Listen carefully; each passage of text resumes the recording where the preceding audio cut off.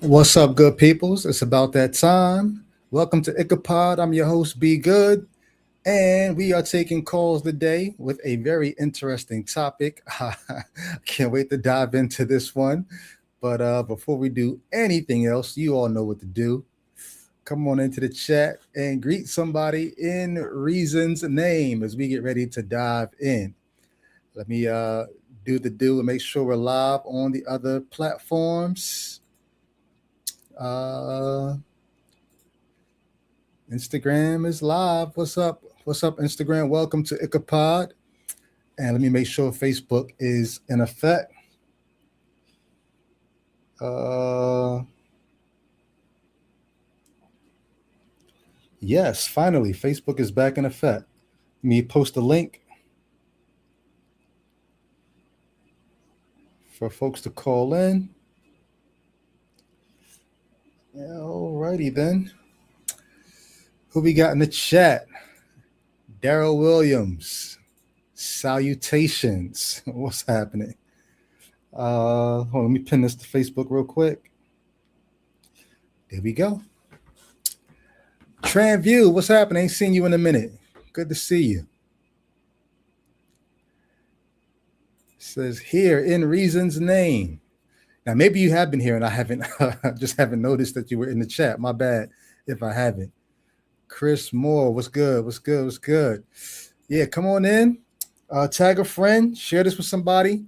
We are about to discuss. I don't think I've ever really dove into this topic on this channel. It's come up in passing because how can it not? But today we are going to we're going to not just hover over, we're going to actually land in this militarized zone. Let's see what happens here. Let me check and see what's going on. All right. Before I do anything else, first and foremost, shout out to and big ups and appreciation and heartfelt gratitude to all of the Patreon supporters.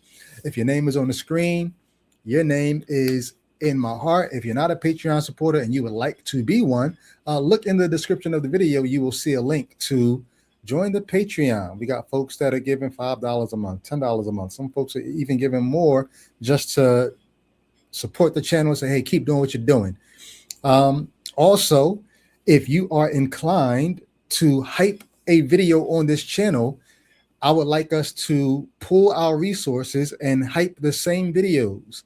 And so I'm going to ask if you're going to hype a video from Ichabod this week, I would appreciate it if you hype one of these two videos or both. Either the God healed me so I don't not believe video or Jesus, leaving Jesus saved my life. These are two videos that you can find in the Life After Faith playlist on Ichabod's channel. So if you're going to hype a video, hype one of those, would appreciate it. All right. Mo Wheat, what's good?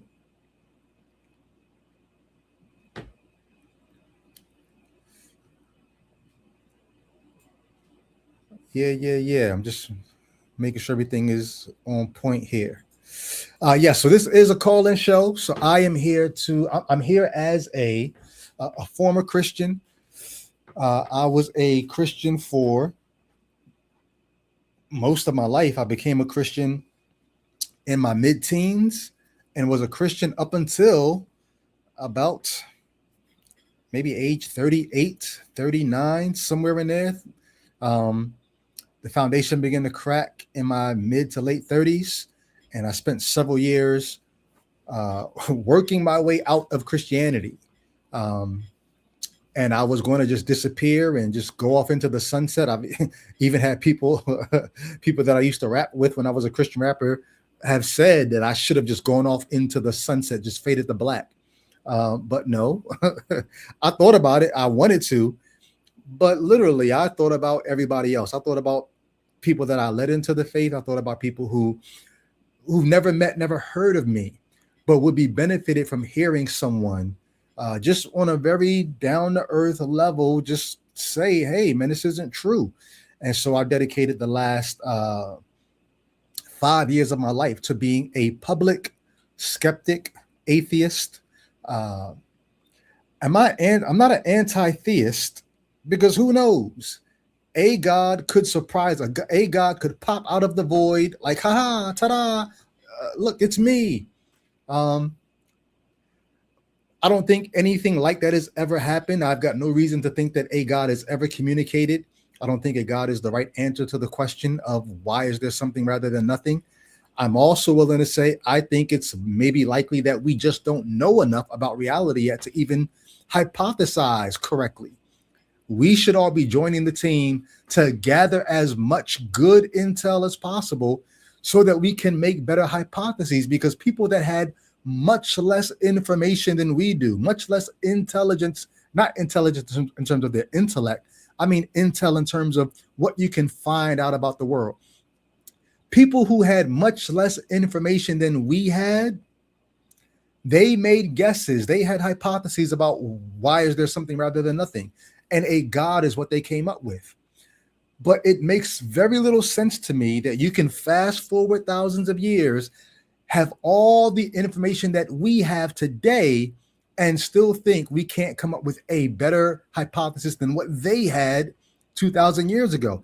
So, and if that is the case, that doesn't mean, oh, so we have to settle for the hypothesis. That just means, hey, come on out, join the team, help us gather more intel so that we can make better hypotheses, test them, and maybe get further as a species, as a whatever we are. So anyway, I just say that to say that's why I didn't disappear. That's why I'm here. I'm not an anti-theist because I don't know that we can rule a God out. I just don't think we should be including one until one speaks for itself. And the Bible clearly cannot be the word of a God. We're going to talk about that today. But until a God stands up and speaks for itself, why are we working so hard, bending over backwards to include a God in the conversation? Like, clearly, if there is a God, he's not saying shit to us. Why are we breaking our necks to try to make him speak? So I'm not an anti-theist, but I'm pretty sure I'm anti. I know the Christians who watch this are going to be like, he said it. I'm pretty sure I'm anti-Christianity. And if that makes me anti-Christ, then I guess I'm anti-Christ too. But I'm anti-Christianity because it's one of the religions, one of the many religions that I just think we know enough that we can rule it out. The things that it said, we know enough to know we ain't got to worry about that anymore. Like in the Old Testament, right? In the Hebrew Bible, I should say, the God of the Bible tells them, here's how you know that you ain't got to worry about a prophet. If he says something and it doesn't come to pass, you ain't even got to worry about him no more. Matter of fact, you probably, Bible guys, yo, stone him. But the Bible, the God of the Bible, whether Old or New Testament, has said so many things that we just know that's not how it goes, that we can rule that God out. And so I'm anti-Christianity. I'm anti all the things that we know enough that we can rule it out now. Let's move on to, okay, next, like, let's give something else a chance. But I said all that just to get to this point that today, we're about to celebrate Juneteenth in a couple of days. And so I wanted to take this episode to actually focus on the Bible and its understanding of, its support for, its regulations of slavery. The first thing that people like to do is say, see, when you hear the word slavery, you think about American slavery, but there are two different kinds of slaveries. And I would like to talk to a Christian today who wants to make the argument that the Bible's slavery and the transatlantic slave trade were two different enterprises, two different kinds of animals. Because my contention is no, they're one and the same. As a matter of fact, American Christianity stood on the back of biblical slavery. Wait, God was okay with it. God regulated it. God sanctioned it.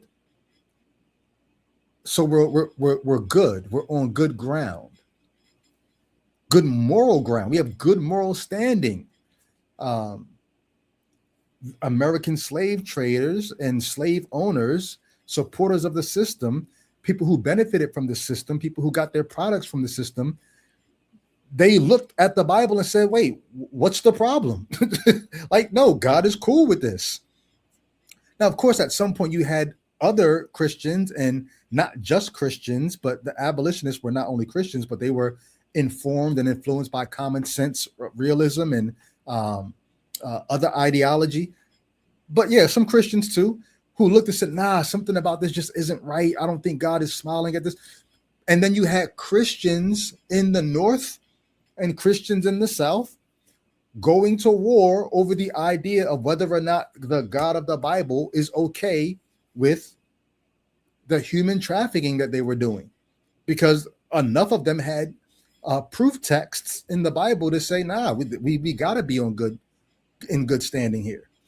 And then think about where we are today. Like, the very fact that right now in America, we have the conservative party in our politics going out of their way to gerrymander, to disenfranchise not just Democratic voters. It's not like, oh, we just want. It's very well understood that there's a racial element. As a matter of fact, several of the court cases that have come up, the Supreme Court ruled at one time, no, you can't use these maps because they are racial. But then they found a back door. What if it's okay? Maybe it's got a racial impact, but what if we can prove that all we were trying to do was do something politically with the parties? Oh, well, if you do that, even if it still has a racial impact. Now, the law used to be if the outcome was racial, then we're going to count the intent as racial. But now it's got to the point where if the outcome happens to be racial, as long as you can prove the intent wasn't, we're not going to concern ourselves with that. And so now you have African Americans being disenfranchised, their vote being diluted in all. I mean, the GOP is doing this all across the country, starting in Tennessee and Louisiana. Texas is going to try it. Florida is going to try. All of these, coincidentally, southern states, right, still fighting the same issue. So I posted on Facebook this morning. And if you guys are like waiting, like, when do we call? You can call in now. If you're like a theist or a Christian, a Bible defender, you want to call in, the link is in the chat at the top. Scroll all the way up. I'll post it again. If you're on Facebook, the link is the comment that's posted. If you're on Instagram, the link is in my bio. You can call in now. What was I saying? Oh, so on Facebook, I posted this morning. I said, like, humanity has been around for 300,000 years, right? Modern humans, we've been on the scene for 300,000 years. And then I said, but racism didn't come on the scene. Like, we existed for 300,000 years without racism, but all it took was a couple decades of capitalism, Eurocentrism, and what was the third thing? Capitalism, Eurocentrism, and the Bible to produce racism. And so everybody's like, yo, what do you mean? There was racism before? And I've been going back and forth with a few different people on Facebook and DMs about whether or not prior to the 18th century, maybe 17th century in this country, what we were seeing was actually racism, or was it something else, something that was akin to racism? Was it just semantics? Is it nationalism? Is it ethnocentrism? Is it xenophobia? What are you seeing before the 17th century enough to be able to call it racism? And I maintain that before the 17th century, you get close to it, but I don't think you get racism. I think you get other instances of tribalism, and people were going to group together for. But it began to make sense in the Americas and in Europe in the 17th century to really start looking at phenotypical traits and start saying, wait, there's a easier way to divide people rather than having to ask, where are you from? Where are your ancestors from? Let me hear you speak. What's your language? Let me hear your dialect. Let me hear your accent. rather than having to get into the weeds to figure out, do I like you or don't I like you? Do I have reason to be prejudiced against you? Rather than having to ask you any questions, look, there's an easier way to figure out who to hate. There's an easier way to figure out who to keep at distance. Just, they don't, the skin color. We've been importing all of these people from Africa. We've got enslaved Africans here in America. We've got enslaved Europeans, even though the Europeans were more indentured servants than they were enslaved. But what happens when an enslaved African escapes versus when an enslaved European escapes?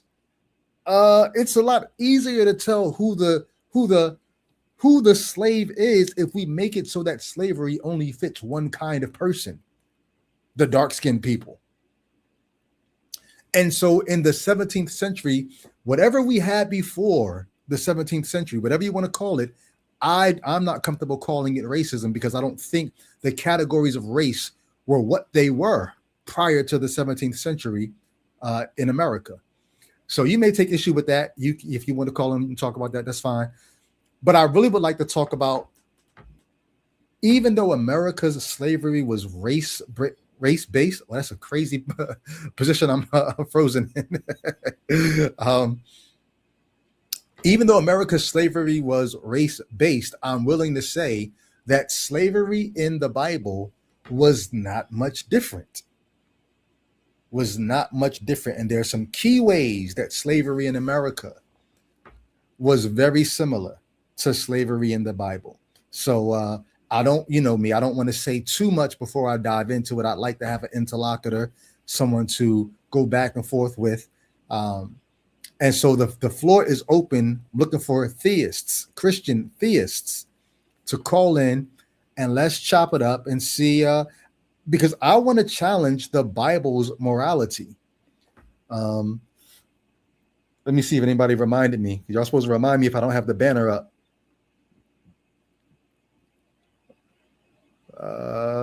Nobody reminded me about the banner. I typically don't start with the banner because I want to have a little spill first, but at this point in time, yeah, we're going to throw the banner up. American slavery was biblical slavery. If you disagree, this is your chance to call in and let's talk about it. And I can understand if you, as a believer, you might even feel like, man, I don't even know if I want to call and defend this issue, but there's a reason why maybe you might. Hold on, let me see. Oh, okay. I'm trying to find this video real quick. Sorry about that.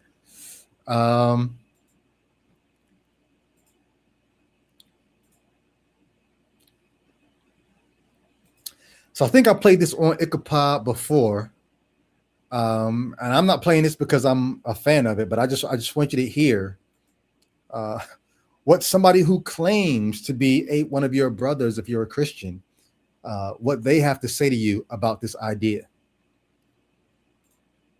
The institution of slavery is not inherently evil. I know. Some of you guys are upset by that. Some of you guys are saying, I've been saying that for years. Okay, I'll take it a step further. It is not inherently evil to own another human being. I know. Just wait. Some of you guys are really upset. So if you don't know who this is a white Christian nationalist pastor. His name is Brian Sauve or Suave. I don't know how he says his last name. Him, Joel Webbin, and folks like him, they are all acolytes and disciples of Doug Wilson. Doug Wilson is the, I don't know if he is officially bishop, but he's over the churches that Pete Hegseth, who's in our government right now, running the Pentagon. Pete Hegseth is under the pastor Doug Wilson, and Doug Wilson is the spiritual covering for all these guys. So I just want you to hear what they have to say about biblical slavery, and then we'll talk more about it. Get a step further. It is not inherently evil to own another human being. I know. Just wait. Some of you guys are really upset, but let's talk through this because it is very important that every Christian affirm what I just said. And not only should they affirm it, every Christian in today's society should be able to defend what I just said. Okay? Now, why do you think he's saying it's very important that every Christian be able to affirm what I just said? Because here's the idea. It is not inherently evil to own another human being. I'm just curious. Agree or disagree? Agree or disagree? Matter of fact, in the chat, most of the folks in the chat, I'm sure if you're here with us on YouTube, you probably are deconverted, so you're not a believer anymore. But take the Bible out of it just for a moment. What do you think about those words? It is not inherently evil to own another human being. Agree or disagree? Just throw in the chat, agree or disagree. It is not inherently evil to own another human being. Take the Bible out of it. If you can, try to even take the transatlantic slave trade out of it. It is not inherently evil to own another human being.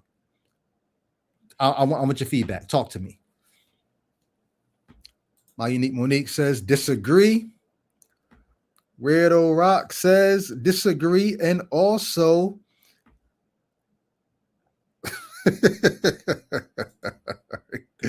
oh, let me see. Tramview says, sorry. Judah says disagree. Where was Transview? Oh, there it was. I wonder if the good pastor would agree if someone owned him. But I disagree. Appreciate that. It's never okay to own another person. So Daryl Williams says, some things in this world you can only truly see through crying eyes. Wow. Erlen says, let me think. I would have to disagree.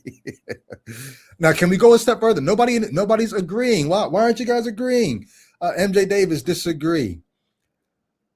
Dark God 6, disagree. So can we go? Nobody's going to agree. Then can we go a step further? Can you explain? I probably in as few words as you can, because if it's too bulky, it's going to be hard for me to try to see it and read it. As few words as you can. Why do you disagree?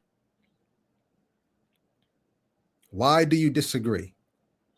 It is not inherently evil to own another human being. Why do you disagree? Is it because, as it says in the preamble of our Constitution, that all men are endowed by their Creator with certain inalienable rights, among them being life, liberty, and the pursuit of happiness? Is that why you disagree, or do you have some other reason why you disagree?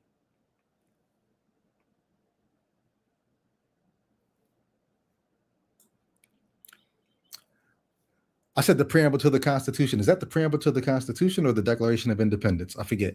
Forgive me.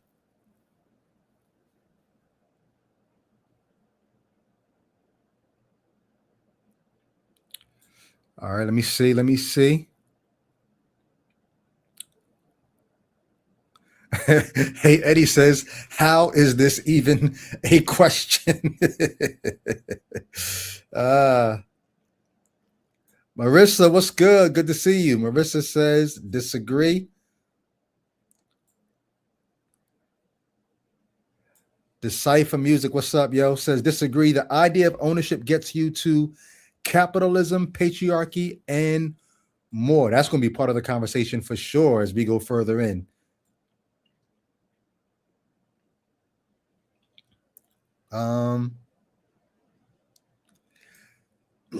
Now, Without Faith says, why is it that white people think this way? Now, I wouldn't say that white people think this way. Some white people think this way. Not all white people think this way.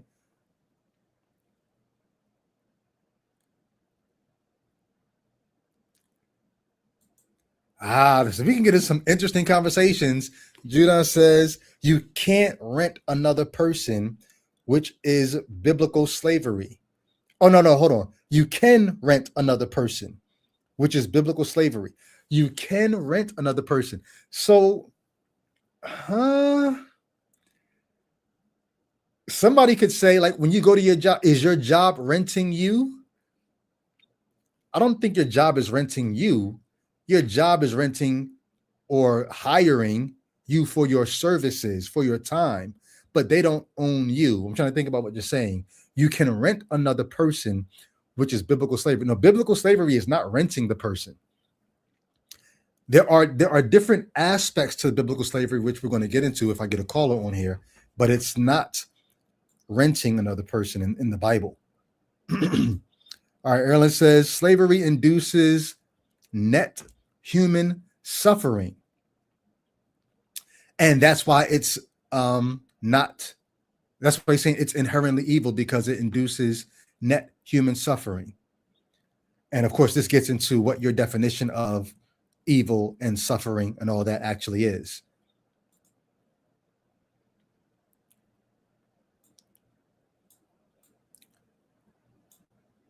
Yo, Decipher, thank you for the $4.99 super chat. Appreciate you, yo. Marissa says bodily autonomy, not causing harm. Once you violate those two things, you've done something that is going to strike the conscience as wrong. Because the theist will come and say, well, who are you, atheist? Once you get rid of God, who are you to say what's right or wrong anymore? How can you use the words evil? We mean something by those terms. These are not terms that we're getting by looking at a God like, oh, he doesn't like it, oh, then it must be evil. Doesn't matter whether a God likes it or not. We're saying that these things strike the conscience as evil, because as somebody said above, ask this pastor, would he like to be owned by another person? Now, I don't know these people, but I've heard some of their sermons. I think their answer would be, I am owned by somebody else. He would say, I'm owned by my wife. And he would base that off of the scripture where Paul says the wife's body doesn't belong to hers, but her husband, and the husband's body doesn't belong to him, but it belongs to his wife. So he would say, I would be fine being owned by, because I'm owned by my wife. Would that give him some room to say it's not inherently evil to own another person? So this is an interesting question. I'm going to add this to it. If you're a deconverted person watching this, when you were a Christian, were you okay with the concept of you and your spouse owning one another? And please answer in the same response, how do you feel about that now? Do you feel like you and your spouse own each other? Very curious to see what the responses to that's going to be. Because if you said you disagree with the idea that it's not inherently evil to own another person, then you can't be okay with you and your spouse owning each other, because you already said it's inherently evil to own another person. So I'm very curious to see what you guys are going to say about that. He's got more to say. We'll go back to him in a second. I just want to see what y'all are saying. Without Faith says, I disagree because I would never want to control someone. And I wonder if you're saying that because as a woman, you might know what it's like, or maybe have greater reason to feel and fear being controlled because you live in a male-dominated patriarchal society. For men, I wonder if, I've told you guys this several times, being honest with you all, there were times in my Christian walk where I liked the idea of male headship, simply because I was okay with being the controller, not the controlled. So, I mean, I'm just being real.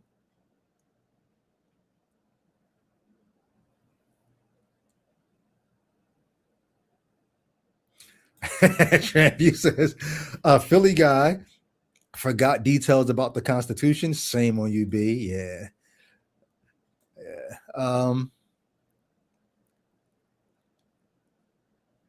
Truth Bullet, what's up? Good to see you.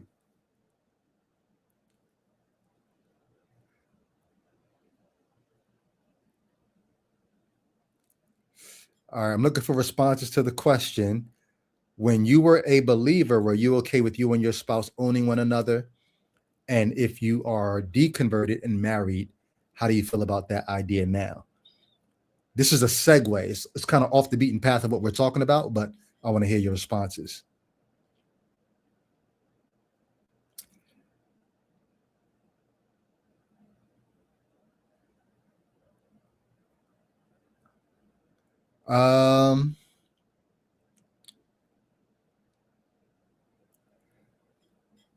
Y'all are having a conversation about something completely other right now. Who's the most racist group of people? We're not talking about that today. So Judah says biblical slavery is the same as what we call contract labor. Those slaves sold themselves into slavery. Judah, call in. Would love to have you voice those opinions, and maybe we can go to some scripture together and see if you still hold that view. Judah, you must be a Christian, because that's sort of a very apologetic thing to say.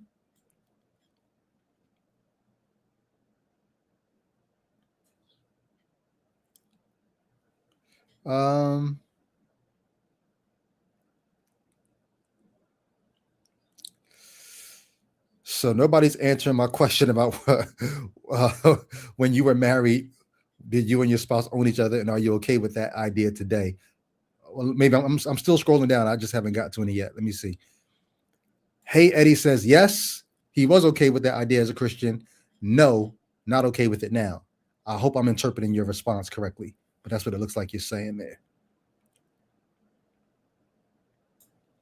My Unique Monique says that scripture was used in my marriage frequently, related to my body and intimacy. Ooh. Yeah. I know you're carving out space so that you can do what you got to do in your life, but I sincerely cannot wait till you're able to do a Life After Faith episode. So much. Life after faith, sex after faith, all that.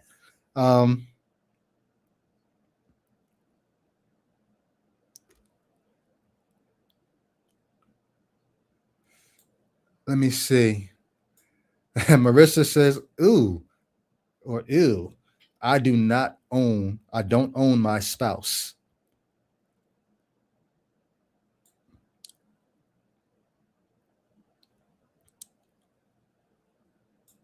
Okay, so Tramview says not own, but mutually accountable to each other.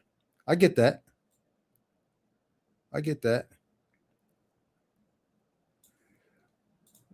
Weirdo Rock says, I feel like a marriage should be a partnership, not ownership. I love that. That's a t-shirt right there. Marriage should be a partnership, not ownership.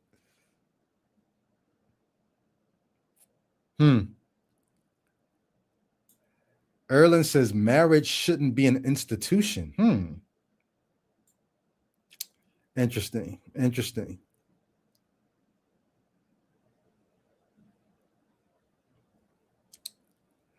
Ambassador LPW says, what up, everyone? Good to see you. Marissa says, my spouse's body does not belong to me sexually. They can always say no. Yeah, good stuff. Okay, so only reason why I wanted to even go down that avenue was because, like I said, somebody asked, would this pastor, this Brian guy, would he be okay being owned? His response to you would be, yes, my wife owns my body. Now, which is weird because these are the same people who would say things like they rule their wives with a steady or firm hand. They control their wives' weight. They control their wives' wardrobe. They control their wives' makeup. So I guarantee, even if he were to say my wife owns my body, I guarantee you his wife cannot put the kind of demands on him that he puts on his wife. I guarantee you that. Mythos boy, what's good? Better late than never. All right, so it's Sage. What's happening? I think marriage can be whatever they desire it to be, as long as both consent to the dynamic. True indeed.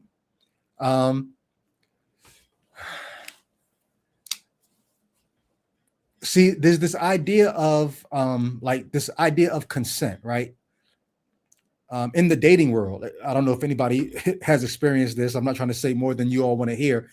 I've met several women in the past year in the dating world who shocked me on some just like, yo, I get into like they like the BDSM type stuff, and they want to be dominated. They want to play the sub role, and they want someone to dominate them.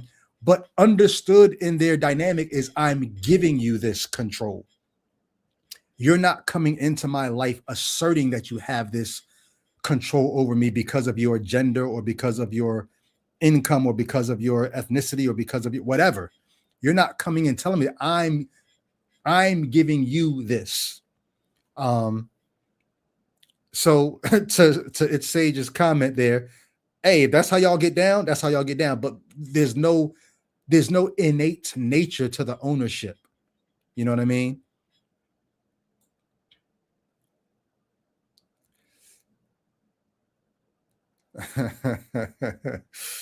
Oh man, I'm seeing some comments. I'm like, I'm gonna skip some of these comments because it's gonna take us down a whole nother avenue, and it's hard enough just to stay on subject so far.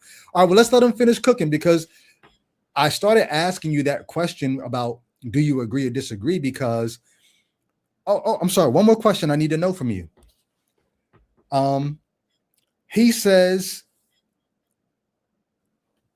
if you're a Christian, so I asked you as a non-Christian, do you agree with his statement that it's not inherently evil to own another person? Go back to your Christian mind, those of you who were Christians at one time. If you had heard somebody say what he just said, that it's not inherently evil to own another person, as a Christian, what would your response be? What would your response have been? Go back if you can. Think like Christian you. He says every Christian should be able to affirm what I'm saying. I'll play it again while you type your answer. Go back and think about Christian you. What would your response have been to this? That every Christian affirm what I just said. And not only should they affirm it, every Christian in today's society should be able to defend what I just said. Okay? Every Christian should be able to defend, not just affirm, defend the statement that he made, that it is not inherently evil to own another person. So, deconverted folk, deconstructing folk, what say the Christian you? Go back and think about the Christian you. What do you think? He says every Christian should be able to affirm and defend it. I'm going to be a little silent because I know sometimes it's hard to think while I'm talking. I'm going to be reading the answers in the chat.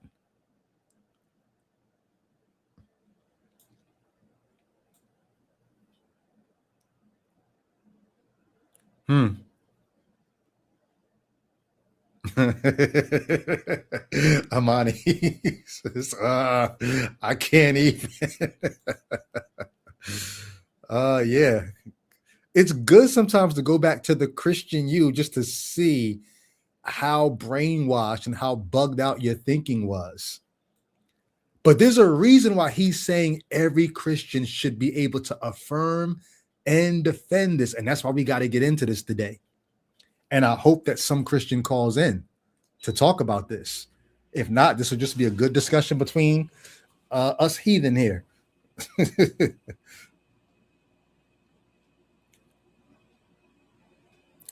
Mythos Boy says, lucky me, not Christian. Was never a Christian, so he can't even go back to the Christian hymn. Mythos Boy, can I put you on the spot, though? Maybe you don't want me to put you on the spot. You tell me, because you probably know the question that I'm about to ask. Can I put you on the spot? Tell me yay or nay. If you say it's probably best not to, then I won't.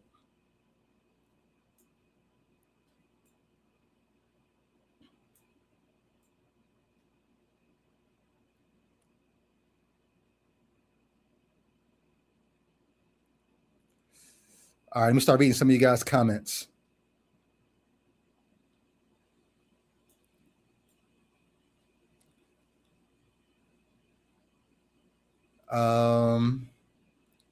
Where do I want to start at?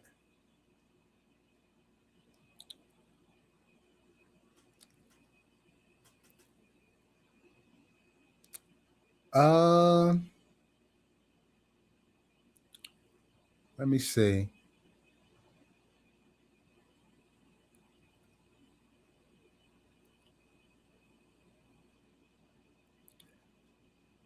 Hey Eddie says, I never did.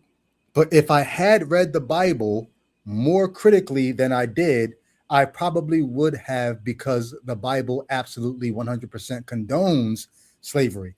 So, hey, Eddie's like, yo, I didn't condone it. I would have never said it was okay to own a human being. But if I had read the Bible more critically, then you probably would have had to agree with this pastor, because the Bible does. I mean, that's sort of like what we're driving at here. You almost, not almost, you cannot be a Christian and disagree with this pastor, with what this pastor just said. As white Christian nationalist and bugged out as he is, even the people who like, and some of y'all, salute to you, I know who you are. I have Christians in my inbox all the time telling me that they're not with MAGA. White Christians, they're not with MAGA. They got issues with this, issues with that. But if you are a Christian, you cannot disagree with what this pastor just said because of what Hey Eddie just said. So think about that. If you want to call in and tell me how you can disagree with what this pastor just said, the line is open. All right, more comments. Looking for answers to the question, when you were a Christian, would you have agreed with what this pastor just said? Ah, wow. Hey, Eddie followed up and said, or I might have just deconverted sooner. So rather than reading it and say, dang, it's in the Bible, I guess I got to accept it, maybe that would have caused me to deconvert sooner.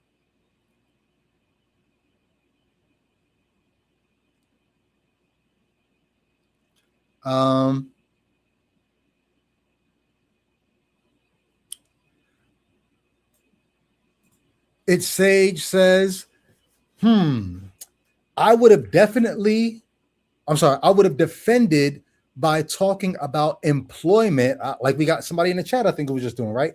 I would have defended it by talking about employment as an example of owning workers. Got you. I mean, it's such a poor comparison though, because your job does not own you. But I hear you. Wade, what's up, Wade? Let me see.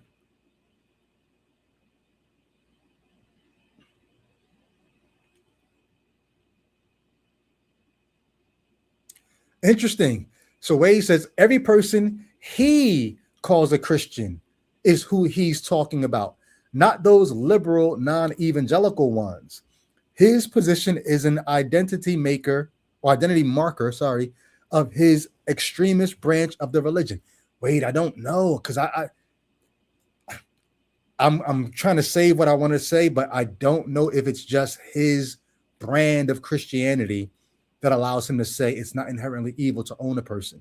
I don't think it's just his brand. I think he's actually, as much as I don't like him and don't agree with his worldview, I think he's actually on to something.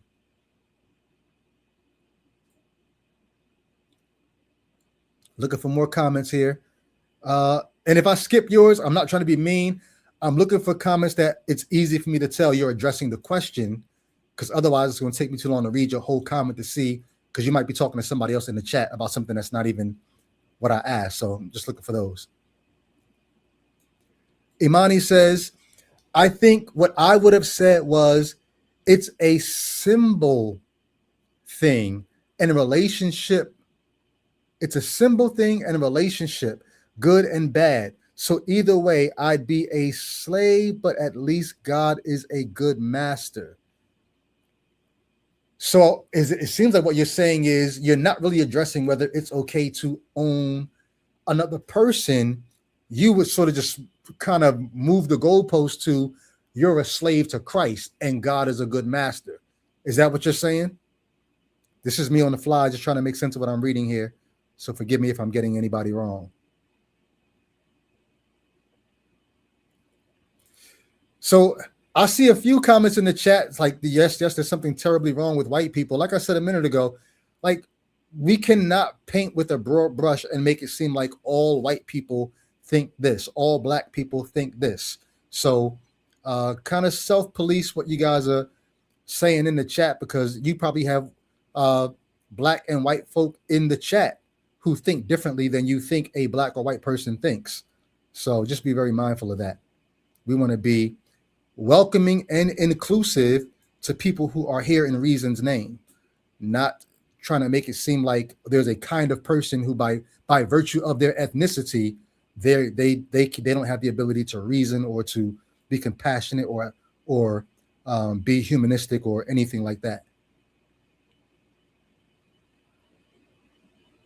Truth Bullet says, I think he's right. Christians should be able to defend owning other people based on what the Bible says, which is a part of the reason the Bible is and its religion are bogus. Appreciate that. I know I'm way behind in the comments, but it does take a while to host and try to read everything at the same time. So forgive me if I'm way behind what y'all have already said.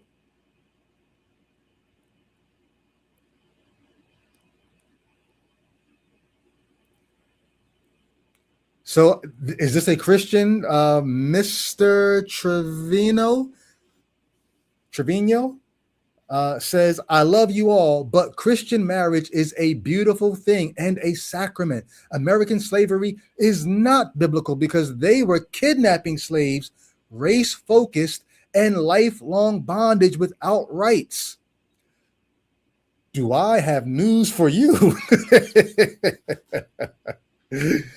Guess what, Mr. Trevino?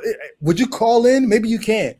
I would love for you to call in and we can walk through a couple of passages of scripture and see if you still want to hold on to this idea that biblical slavery was much different than American slavery for the reasons that you just said. How do I mark? I want to mark this so I can come back. Okay, I'll star this comment so I can come back to this later. Thank you. But please call in if you can. We can talk about it. I understand what you're saying. I don't agree.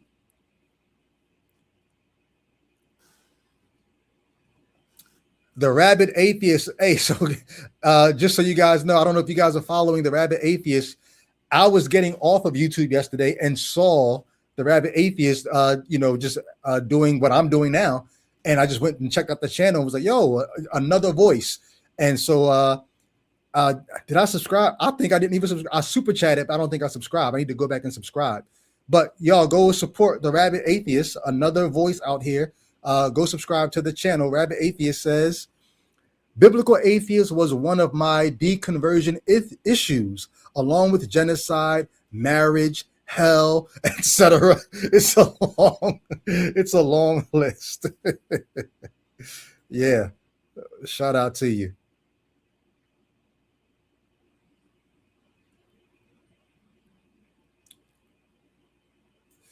Let me see. I can respect this comment. Barbacoa says, I hope I'm saying your name right. When the Abrahamic religions came into existence, slavery was common. In their defense, they came up with rules to protect slaves. Yeah, I think I wouldn't take much issue with that. The Abrahamic religions, we're typically talking about 3 religions or maybe 4. I guess I was about to say, depending on how you want to count Mormonism and Jehovah's Witnesses and a few others. But the Abrahamic religions, Christianity was late on the scene, Islam later, and the other ones later than that. Let's just say Judaism. When it came on the scene, slavery was the way of the world. And so I don't know if that's to their defense, especially if they're claiming that God, because think about what the Hebrew Bible says.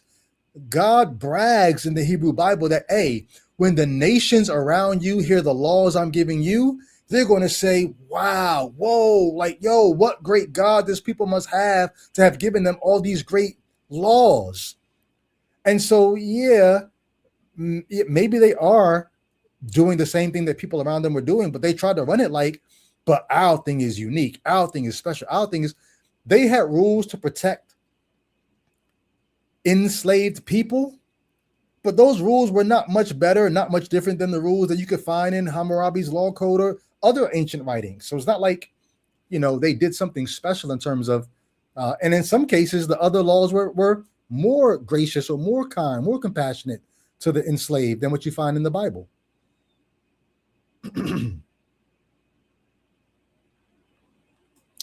Super Gold says the Christian me would have disagreed with him and called it Old Testament stuff that was done away with in the New Testament. But I don't know that gets the Christian you off the hook, because even to call it Old Testament stuff is to admit that at some point in time, my God was into this. And so if my God was into it, because remember, the question is not, is it okay to do now? The question is, he says, it's not inherently evil to own another person. And the reason why he's saying it can't be inherently evil is because if it was inherently evil, then the God of the Bible could have never sanctioned it. The fact that the God of the Bible at one point in time sanctioned it means then it has to, in some way, shape, or form, be okay. The question is, in what ways, shapes, and forms?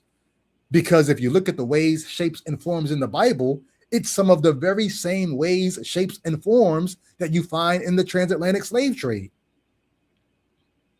So the Christian, the Bible believer, is sort of painted into a moral corner where you have to accept this. But I appreciate the comment.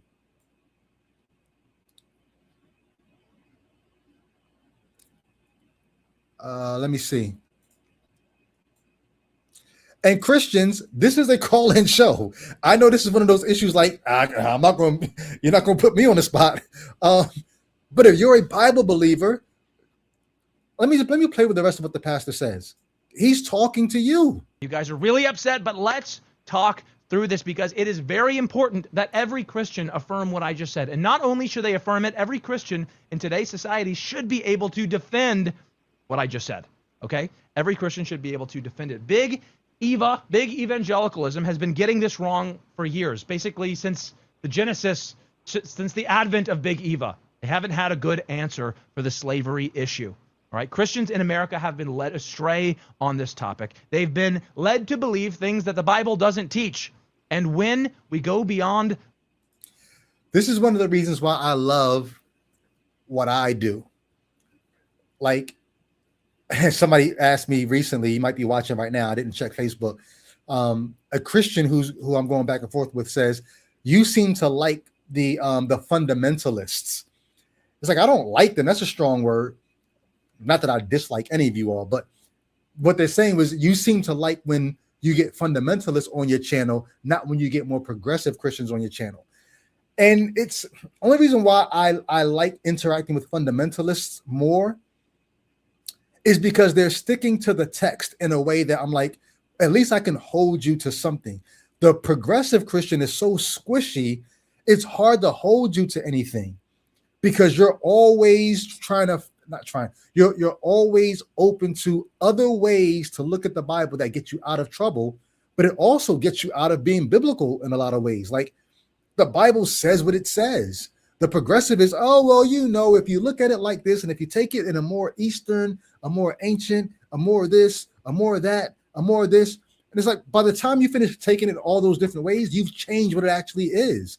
So the reason why I like the fundamentalists is because, at least because they're more black and white, I can have a conversation because I know where you're coming from. The progressive, I don't know where you're coming from because you don't know where you're going.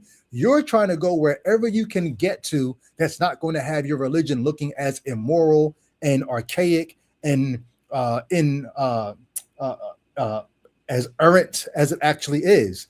But you don't know where to go because you don't know what science is going to uncover next. You don't know what history is going to uncover next. So the progressive doesn't know where they're going. You're like hiding, looking for cover, trying to figure out, I can't say that because they may find out something else that's the Bible said that's not true. And I can't agree with that because they may find out something else the Bible says is not true. You don't even know what you believe. You're just trying to find ways to hold your faith that doesn't get you in trouble. The fundamentalists, like this pastor's saying, you got a documentary faith and you're painted into a corner because it says what it says. So that's just sort of why I like those conversations better, because I know where you are. The progressive, I don't know where you are.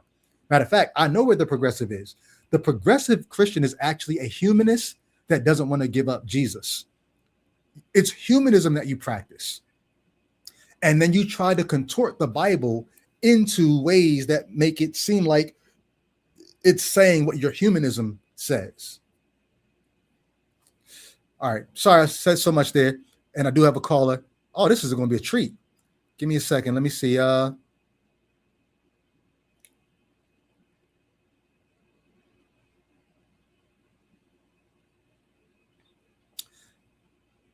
right. So some of you all have answered more of the questions, but I got a caller. I'm going to take the call and then we'll go back. And if I missed your question or comment and you really want me to make sure I get to it, super chat it to make sure that I don't miss it. For the first time, I get to see and talk to. Hey, Eddie, welcome to Ichabod. What's good? Hola. Hey there.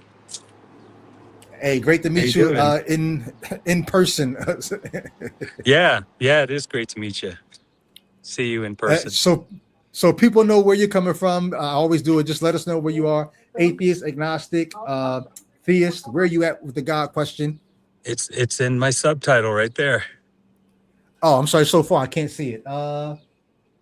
Extremely not Christian.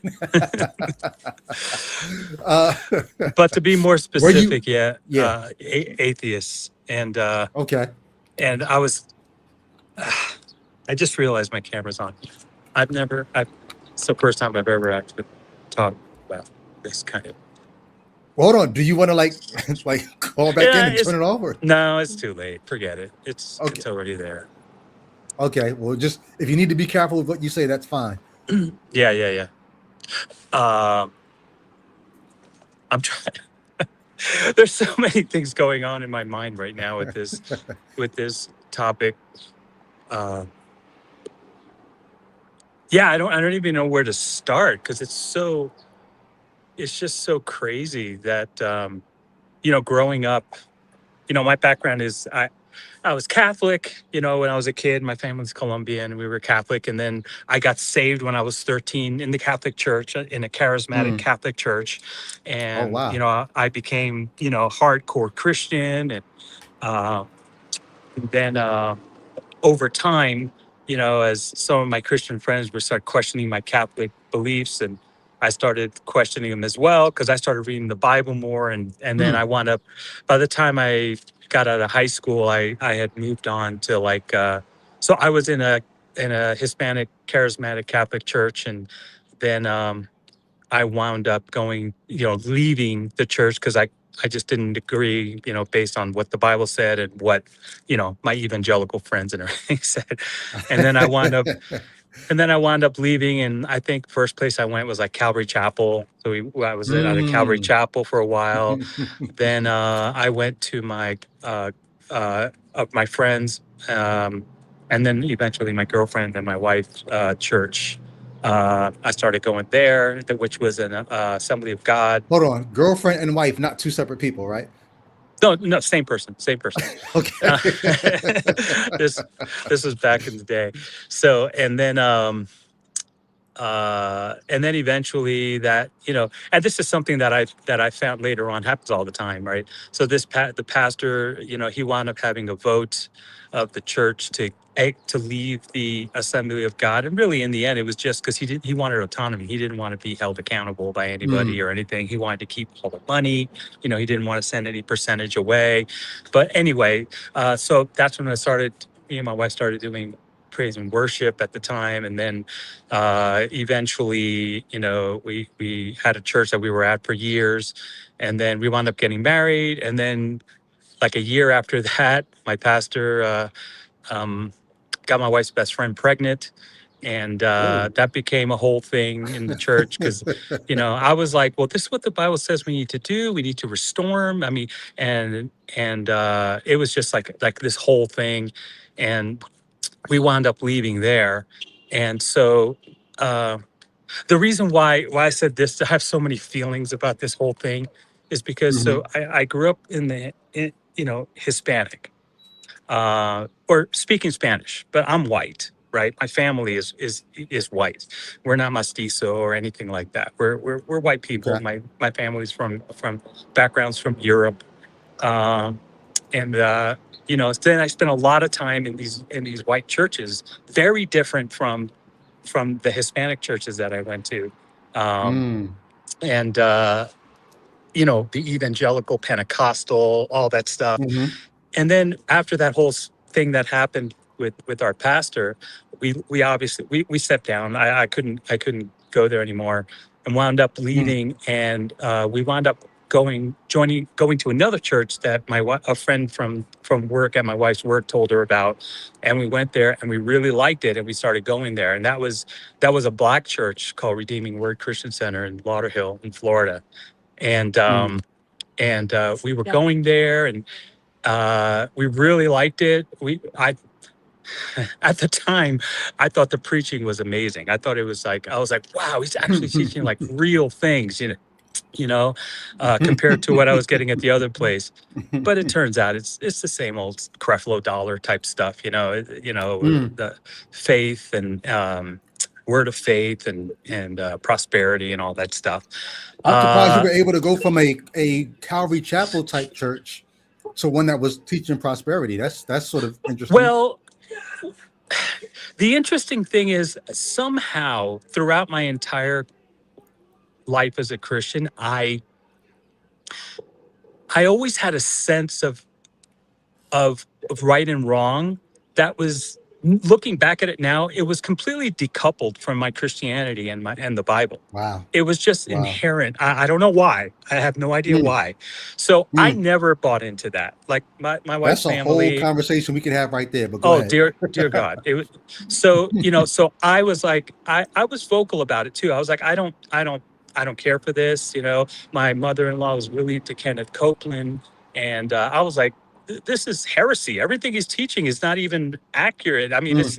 it's he's totally taking things out of context, which of course later on, as especially as I started to deconstruct, that everybody takes the Bible out of context. It's crazy, but. But the thing why I said I have so many feelings is because, my experience, I grew up Hispanic. So there's a whole thing there with the different Hispanic, different countries and all that stuff, growing up in South Florida. Then going into primarily a white kind of world, which was very different from what I Mm. grew up with. And then eventually going into this African American, or this black church, and within a few months, they hired me as the music minister. I would do special music on Sundays.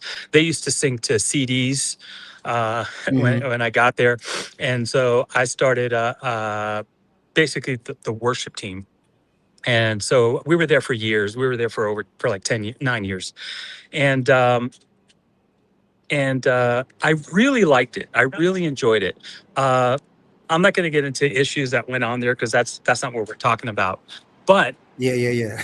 so so we moved to Colorado from Florida in 2004, and we come here. And the first thing we do right away is we try to look for a church. So we're trying different churches every week, and we're going to different churches. And I I came to the conclusion that I don't want what I just came from. I want something that is like, I was like, I don't care if it's a Catholic church, if they're like helping the poor, if they're Mm. doing something, Mm. Hmm. that's what I want to be You a wanted to part see of. your faith in action, basically. Yeah, yeah, because Hmm. I had gotten to the point where they talk about. I mean, if you go to their YouTube channel right now and you look at last Sunday, the whole sermon is about faith. Right? Mm. That's all they talk about is faith and giving and faith and giving and faith and giving, right? But all that aside, so that's what I was looking for. My wife and I were not on the same page. And so we wound up Right. going to a church here called CFAN, Church for All Nations, that is high. Well, now it's highly MAGA. I mean, it is like, I mean, it Wow. was back then, right? Because we know that these people were always MAGA. They just were like undercover. And Mm. And so we started going there. So in about 2005, 2006, I think looking back now, I've been I deconverted in 2001, May 18th, 2001. That's why I said I'm done.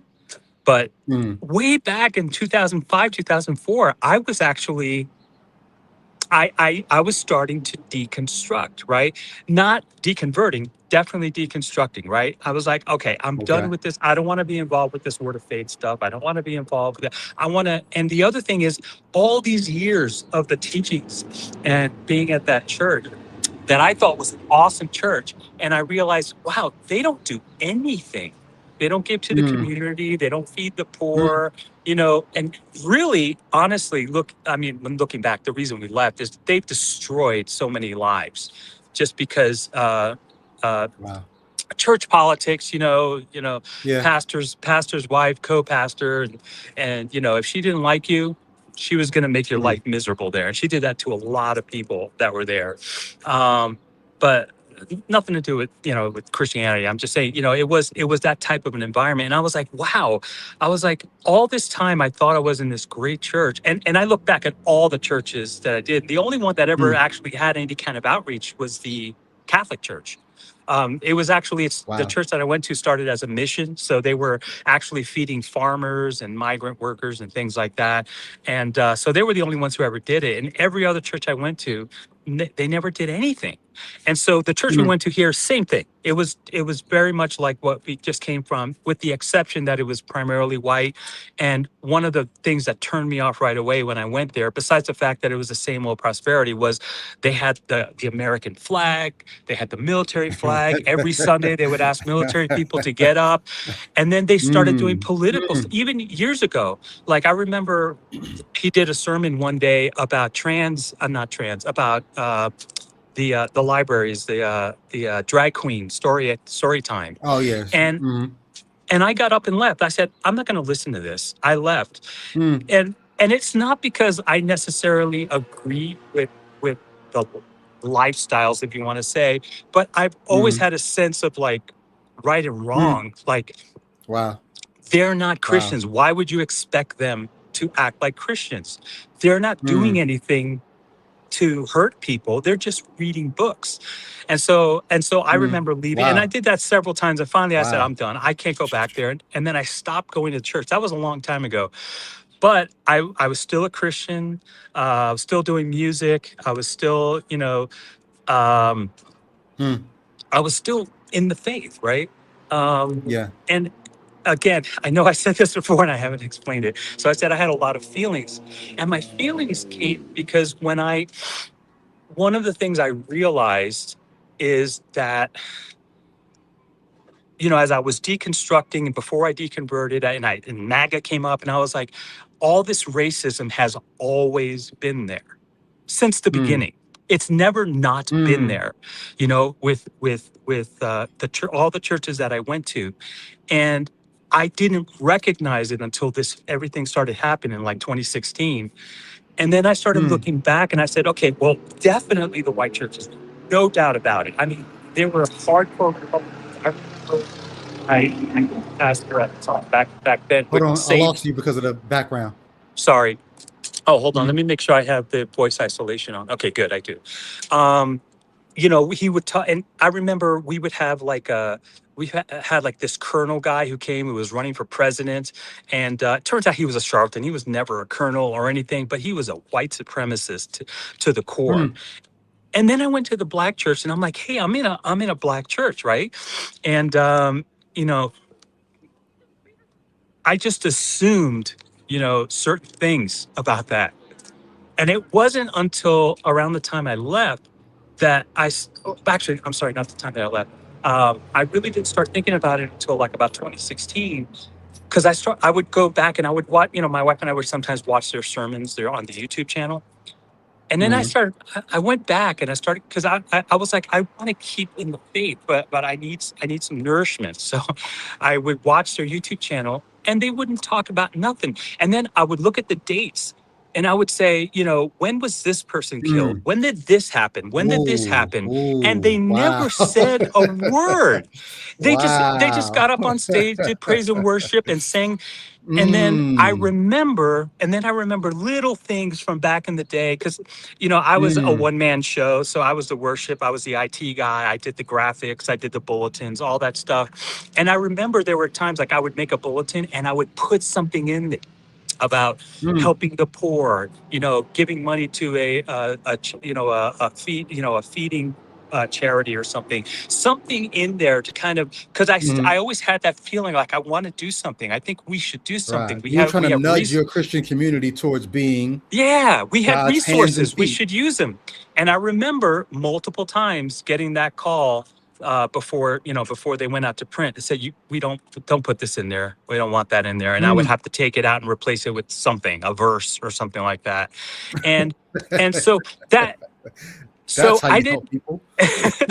so I didn't really think about it that much at the Right. time. But now, like once You connect 2016, all the dots. Like, I'm like, oh wow, and that's when not then, I would say it wasn't until mm, like 2020 or 21 when I came to this realization. And I'm sure I probably heard somebody say it, I just don't remember who, that white supremacy is not about color, right? We think of it as, well, you have a dark skin color, therefore you are not white, therefore you are not worthy of what we have. mm, But then you start seeing all these Black, Asian, Latino white supremacists. Essentially, that's what they mm. are, right there. And Yeah. then I started realizing, oh, wait a minute, this thing we call, because white doesn't exist, right? It's like, it's a shade. What does that mean? When are you not white, right? I mean, we Mm. don't have a paper bag test for white people, but probably maybe we should, right? I don't know, but Well, no, I'm but sure I mean, I'm sure you know too that in this country, especially in America, that yeah, there were groups when they first came here, they were not considered white, and over time they yeah, became yeah, white yeah. as yeah. So like yeah, I hear Like, you. yeah, the Irish, the Italians, Slovakians, Italians, yeah, they were all Jewish. not considered white, and eventually they worked Hmm. their way up to be white. But so what is white? And then again, I'm pretty sure I heard it on a podcast, and I was just like, wow, makes total sense. It's not about color, it's about power. Mm, What's the tool that we exactly. can use at the time to exert our Yep. power? And it was like, they're Yep. different. We're going to go after them, right? And this is not new. Today we use something called race that doesn't really exist, depending on how people look. But thousands of years ago, it was your tribe, it was your country, it was your city. Yep. That's what we used That's against hold you, on real right? quick. That's the point that I was trying to make earlier, which is I think racism is a new iteration of an old ideology. The ideology is Exactly. how do we keep ourselves safe? We have to identify the threats. Hmm. And the easiest way to identify the threats is without having to learn somebody's language or learn their background. Yep. If I could just look and see the difference, that's a better way to do it. But we've been doing that since Hmm. we were cognitive in the way that we are. If I Yeah. can see you as a threat and you got resources that I want, or I have Hmm. resources that you might want, I got to protect myself from you and all of that. So yeah, I definitely get it. Yeah. So that was definitely an eye-opening moment for me, because Yeah. it really made sense, that like even Hold on. I Your mic is yeah, sounding crazy I right hear now. you. I hear your mic. Is it mine? Yeah.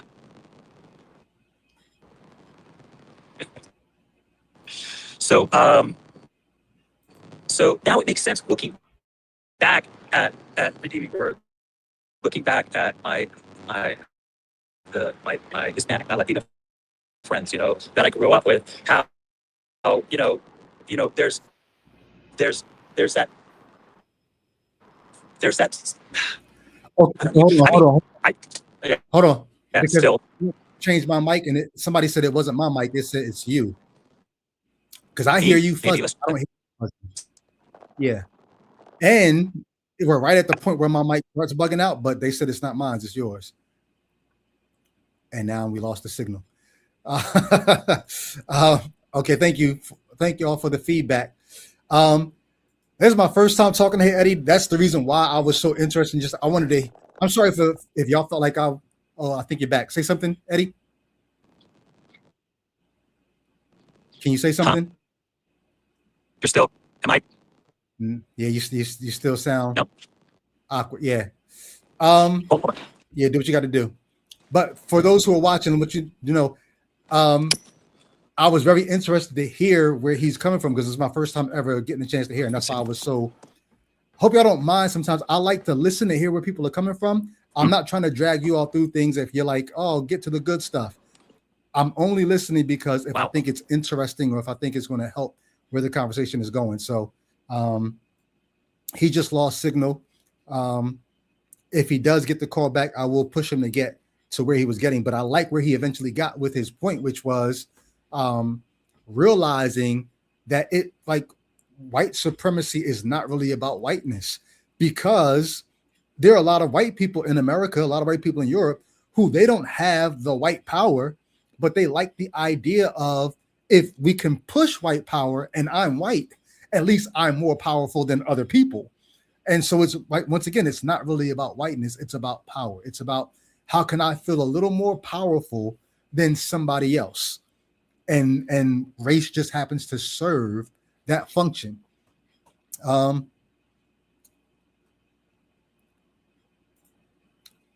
Let's see. Let's see if this Yep. works. I came inside from the outside of the coffee shop, so. Okay. Yeah. You But sound much I'll better talk. now. I'll talk a little lower, so because there's people in here. I Okay. didn't want to disturb anyone. So where was I? Oh yeah. So I saw that looking back. I said, oh my gosh, this is everywhere throughout my entire Christian life. Everywhere I went was like this, Mm, and mm, and it was really an eye-opening thing when I saw that, and it kind of explained a lot, why they act the way they do, why they're so aggressive with their, modern American evangelicalism, why it's so hostile to mm, everyone. It's because it's about mm, power. They really want to keep power, and whatever white is, they want to keep that, right? And so I saw that in mhm. pretty much everyone that I knew, and And you were out of the faith by this time, or still in? by the time I came to this realization, no, I was still in the faith. Okay. Yeah, because I was 20 when 2020 came, and COVID came. That's what started to break me, because I was home Okay. and I said, okay, I'm doubling down on the Christian thing. I'm going to be the Mm, best Christian I can be. I'm going to be empathetic and help people and all that stuff. And I remember I even joined, like, there were like, I forgot the name of the guy. He does a lot of work with the poor and immigrants. I think he's from Australia. I forgot his name. Um, mm, but anyway, he had this Zoom group that you could do on Sundays, and they would kind of read through the Bible and in a in a good way, right? Um, but after about a year of that, I realized, yeah, this isn't for me. I don't need God to be good. I don't need the Bible to be mm. good, especially when I read so much. Now I'm reading it in a way where I'm not kind of Yeah. dismissing the things that I used to dismiss, like the whole slavery thing. You read Mhm. those passages and you're like, well, we've been redeemed by the blood, and Jesus is our master. And Paul even tried to get Philemon set free. He Mhm. didn't agree with, which isn't true. That doesn't mean he didn't disagree with slave, that he disagreed with slavery. It just means he Oh, liked you this. mean Onesimus in Yeah, Philemon? yeah, and Yeah. right. He Mhm. asked Philemon to correct, Mhm. and but anyway, so after about a year of that, I stopped and I said, I can't do this. Actually, it was Mm, one of his things that kind of broke me, that he mm. converted me. Was That's why I know the date, March 18th, 2021. Wow. And we were talking, and there was this section about Jesus talking about the Mm, people being thrown into the lake of fire, or into the fire, into the flames. mhm. And forgot the name of the guy who was teaching the class. He was like a guest. And basically I was, why? Because what he was doing, he was kind of reinterpreting it and saying, well, Mm. actually, people back then knew that this was a joke, this was hyperbole. It was kind of Wow. funny actually. People would have been laughing at it because it wasn't real. It was like extreme, right? Right. And I said, Mm, well, where do you get that from? I mean, I'm reading it mm, in the English. Am I missing something from the Greek? Is there something? And he couldn't answer me. And mm, that night I was in bed and I remember I was reading a book. I think it was it Irenaeus, and Irenaeus, I think one of the early church fathers. mhm, And reading that book, I was like, "Ah, damn, this guy is vile. I mean, he hates everyone. He's talking about all these people. You should throw them out. You should cast them away. It would be better that they be burned." mm, And I was like, this is insane. mm. Because the reason I was reading him is because I was trying to go as far back as I could and see, well, what were early Christians thinking like? Maybe they were the good Christians. And I was Yo, like, the it roadmap to blew try to my keep mind. faith is crazy. Like how many people I go through like some people end up, they try to get close to Judaism, they try to get close to this, they go Yeah, back to the church fathers because maybe we're messed up today in 2020, 2021, yeah, 2022. Maybe if I go yeah. further back and then you realize you go back and you're like, damn, it's crazy even then. So yeah, so I was reading early church fathers, the Didache and all this stuff, and I realized, oh, we've always been assholes ever since the Mm, beginning. It's never not mm, been a time, well, as far as I can tell, as far as through the writings, where we were not assholes. Christians were not assholes to the people around them, right, in some way or another. And so that night, I remember I was in bed, I was weeping, I was mm, crying, and I was like, please, I can't do it anymore. And mm, finally, I remember so vividly. It's almost like when I got inflamed in the spirit when I was 13, right? mm, This happened. It was a real thing. I know it was my mm, brain. It wasn't God, mhm. but it happened to me. Same Right. thing here. I was weeping, I was crying, I was asking God, Jesus, please reveal yourself to I can't do this Mm. anymore. And then all of a sudden, out of nowhere, I stopped crying. I sat up in bed and I said, you're not real. You I don't get it. exist. I get it. And I Yo. swear to you, Brady, I'm not lying. I tell people that night Mm. I got the peace beyond understanding. It was like all the fear, all the everything that I've had built up went away. Mm, mm, mm. And I went and I remember laying down and I smiled and I was like, wow, it's gonna be okay. I'm gonna be all right. Yo, Noon, if you're watching, clip this piece because this is crazy. Yo, I get it. I get it. Oh my gosh. It was This is insane. like It a was Life After Faith insane. episode right now. This is crazy. But yeah, I mean, I know this isn't supposed to be that we're talking about a specific topic, but the reason why I felt like I had to cause is because Mm, it's mm. sorry. No, I get you, man. I get you. I get you. Yep. Sorry, I get emotional when I talk. No, it's warranted. Everyone that I grew up with, everyone I loved, everyone who taught me what being a Christian was, they're not who I thought they were. Mm, And mm, I'm like, how can you be a Christian and be part of this movement? How can you be a Christian and say the things you say? mm. And that's what broke me. I just couldn't. I mean, it took me 6 years to get to that point from where I initially started, but I just couldn't do it anymore.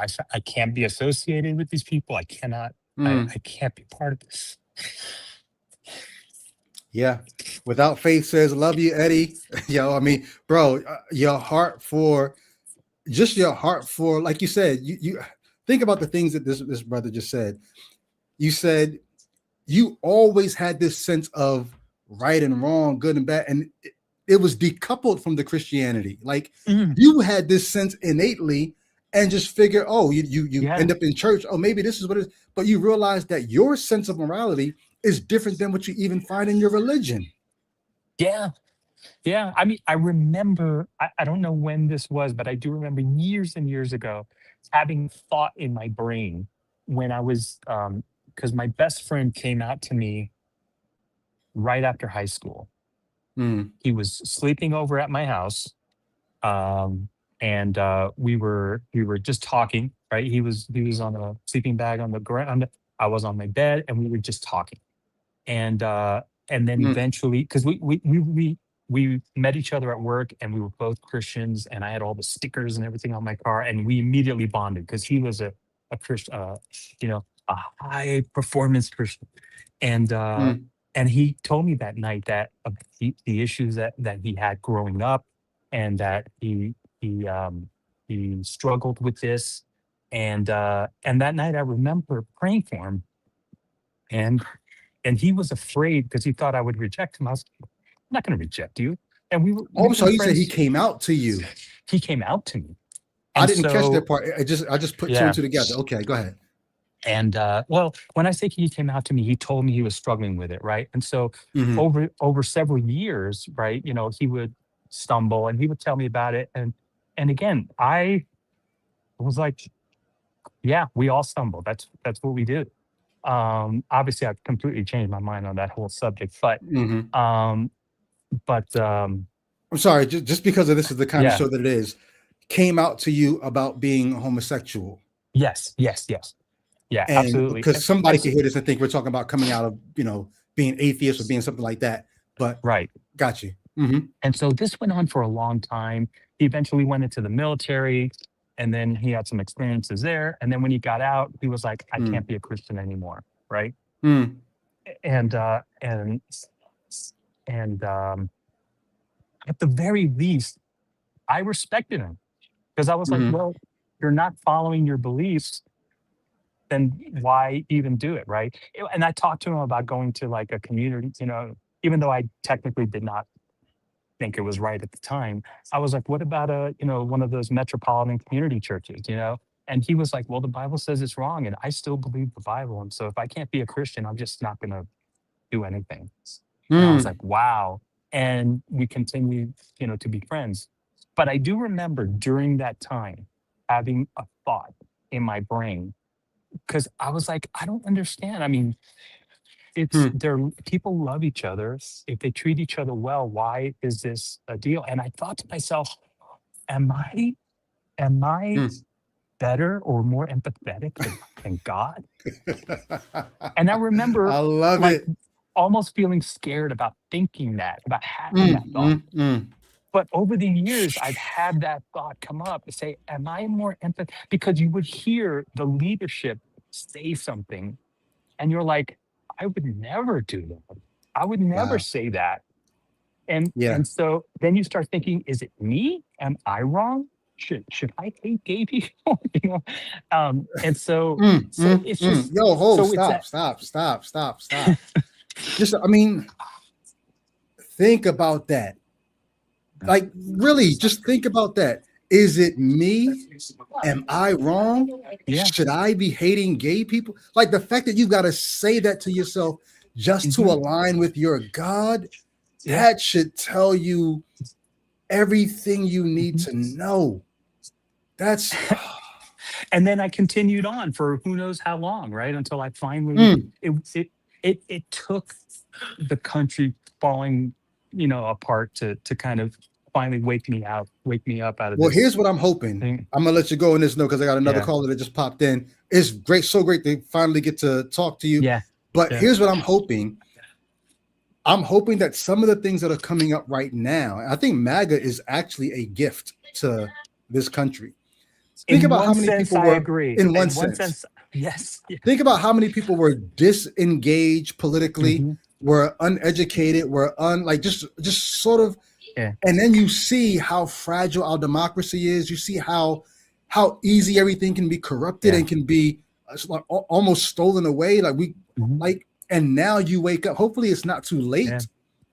But even the racial issue, some of these people, like the pastor I was just playing, some of these people, they really, literally, they've said this, that slavery should never have been abolished. Yeah.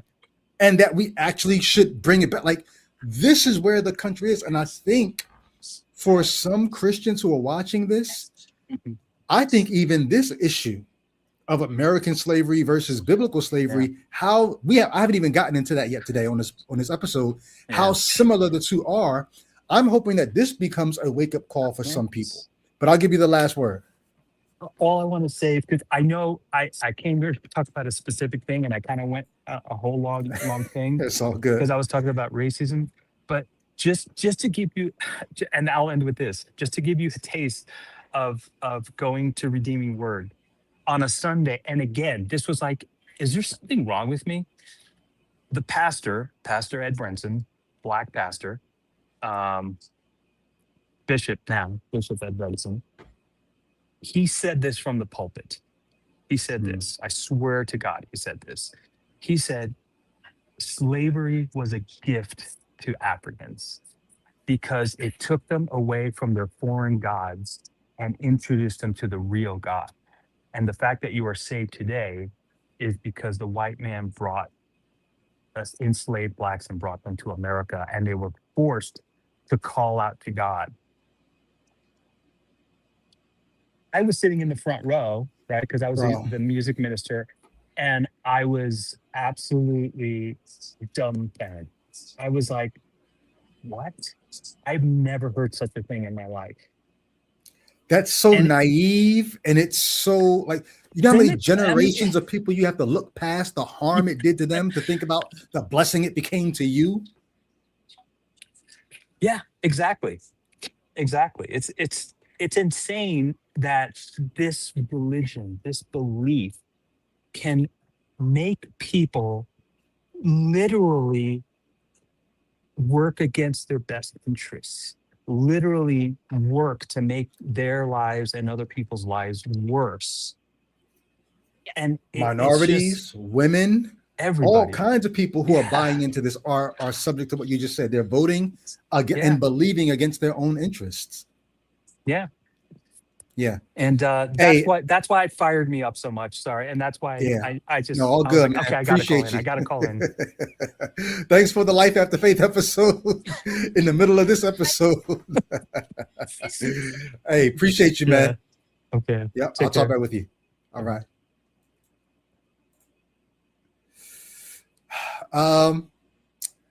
Got a few super chats that I don't think I read. Mythos Boy, thank you for the super chat. 667 says, sorry, running back and forth. Ask a question and I will do what I can in the chat. I did add some stuff on Facebook. I haven't even been paying attention to Facebook. Damn, what was the question I was going to ask you? I think Mythos Boy, I'm going to ask you. It might be interesting to ask it here, but because I don't know the answer, I'm going to ask it in DM on our conversation on Facebook. And I think I have one more super chat. Oh, wow. Decipher, thank you for the $4.99 super chat. Says, Philip Anthony Mitchell would say the same thing. Slavery was a gift. If you don't know who Philip Anthony Mitchell is, he's the pastor that Jay Witt, for those of you who remember Jay Witt, my former co-host, Jay Witt did a whole series on this pastor, black pastor in Atlanta, would say slavery is a gift. Well, look, I'm not going to put nobody on blast, but I got people in my personal life. When I was a child, one of my siblings was told by one of our family members that that slavery was a good thing, because without that, we wouldn't have got to Jesus. And somebody in the chat said Christianity was in Africa before America even existed. That is true, but it wasn't like Christianity was robust in Africa. It wasn't in West Africa. It was in very small pockets in Ethiopia and maybe a few other places. But Africa is a continent, not a country. So to say it was in Africa is not the same as saying, oh, they all had access to it. No, they did not. It was in very small pockets in Africa. And it wasn't in the parts of Africa where Africans were taken from when they were enslaved, which is West Africa. So there's that. All right, so let me bring in Wade. Welcome back, Wade. Also, let me just say this. If you're a Christian watching this and you're thinking, oh, good, I didn't have to call in because he's not really diving into the issue like I thought he was. We're not done yet. This is only half the show so far. I really do want to talk to some Christians about this issue. If you think that American slavery was different than biblical slavery, or you think biblical slavery was somehow justifiable, or you agree with the pastor that we just saw who said it is not inherently evil to own another person. If you think that that's the case, I'd love for you to call in. I'll put the link in the chat again. If you're on Facebook, it's there. Just scroll all the way up. It's the top comment. It may be the only comment. I don't know because I haven't gone back to Facebook to check. If you're on Instagram, it's the link in my bio.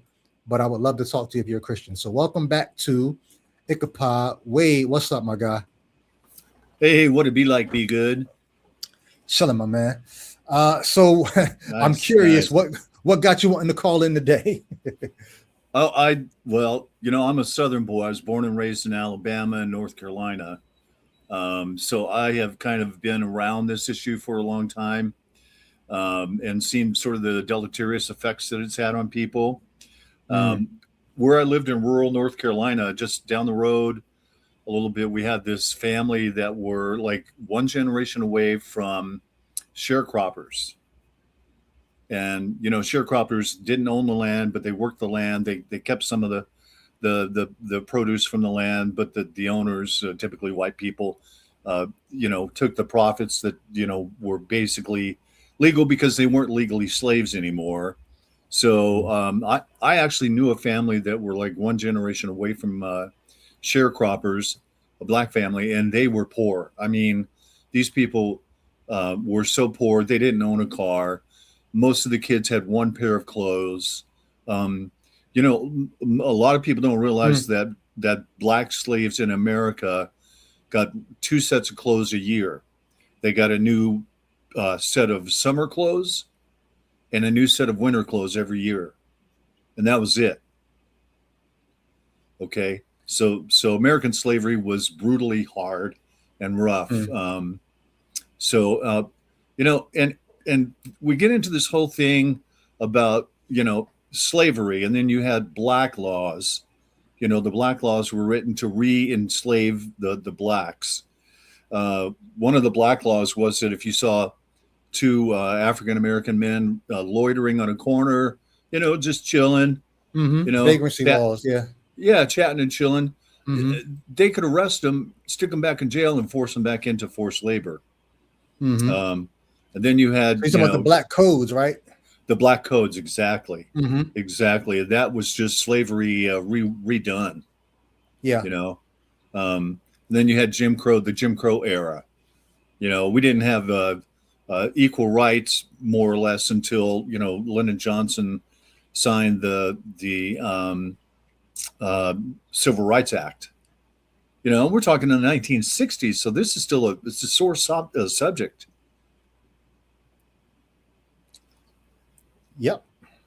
I mean, we're not far removed, but so here's the issue though, because I don't want somebody to think like, I don't know if there are very many people, very many Christians even, unless they're influenced by or part of the MAGA, or maybe even MAGA has so bled into evangelicalism, it's hard to tell the two apart sometimes. Oh yeah. But a lot definitely. of Christians would look, I mean, many Christians would hear what you're saying now and they would say, no, who would give a green light to black codes today, or Jim Crow today, or slavery today? Like, they would look at American slavery and say, well, of course, we all know that was wrong. So we're not really making any points by pointing out the evils of American slavery. The question is, was biblical slavery much better, much different? And that's where I think that people need to, like, anybody who would hear what you're saying about American slavery and say, oh yeah, we all know that's terrible. The question would be, how do you look at that and grimace and say, oh, that's evil, but then look at what the Bible says about slavery and say, no, God is holy, God is just, God is pure, God is good, when there's not much difference between the two systems of slavery? No, there's not, and I can use the Bible to make that point very clear, if you don't mind. Sure. That there wasn't, there's not a lot of difference. I mean, Christians will talk about there was forced slavery, and then there was indentured servitude or debt servitude. But I want to open the Old Testament to Exodus chapter 21, 21? verse Yep. 21 with verses 20 through 21, brothers and sisters. So now I was holding off going to these passages of scripture Okay. because I want a theist. I don't want to do the work for the theist. So because what you're about Okay. to do is you're about to help them out too much. So let's not. All right. If a All theist right. is not going to call, then maybe I'll do a whole other show about it and we can dive into it. But if we go into the verses, they're going to say, there's no use in me calling because they already did the do. I want them to call Okay. and defend their thing before Okay. we just set the house on fire. Totally. Oh yeah. You know what I mean? Well, notice But most theists will go there and not to the other passages because that's the safe version of slavery, or so they want to think. You know what I Right. mean? Or Right. maybe we can do this. Maybe we can do this much, because I'm not sure what you were going to do in Exodus 21, but maybe you can address this and maybe help me save my voice. What would you say to the Christian who would bring up that Exodus 21? If American slavery had just done what was in Exodus 21, then it would have been a more acceptable version of slavery, because there the harm was mitigated, and there was concern taken to protect the enslaved. What would you say to that? Well, the verse I was going to quote talks about beating your slaves. Okay. And it talks about beating them, not just beating them, but beating them with a rod. Okay. It's not just, hitting them with your hand. It's beating them with a rod.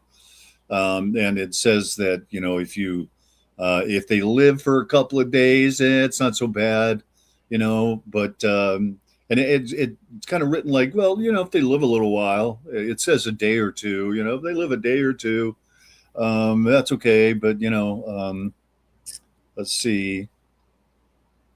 I can't find the verse right now, but if they die, I'll read it if you want. I penalize have it here if you want me to read it. I've got it, but I just couldn't find it right away. Go ahead. Okay. The end of that verse is to me the most egregious part. Let me see. I've got it here. Verse 20 says, 21. anyone who beats their male and female slave with a rod must be punished if the slave dies as a direct result, but they are not to be punished if the slave recovers after a day or two, since the slave is their property. Period. Let me read it from the NET version, because the NET version makes the point so much more succinctly. Cool. Verse 21 says, however, if the injured servant survives 1 or 2 days, the owner will not be punished, for he has suffered the loss. So think about that.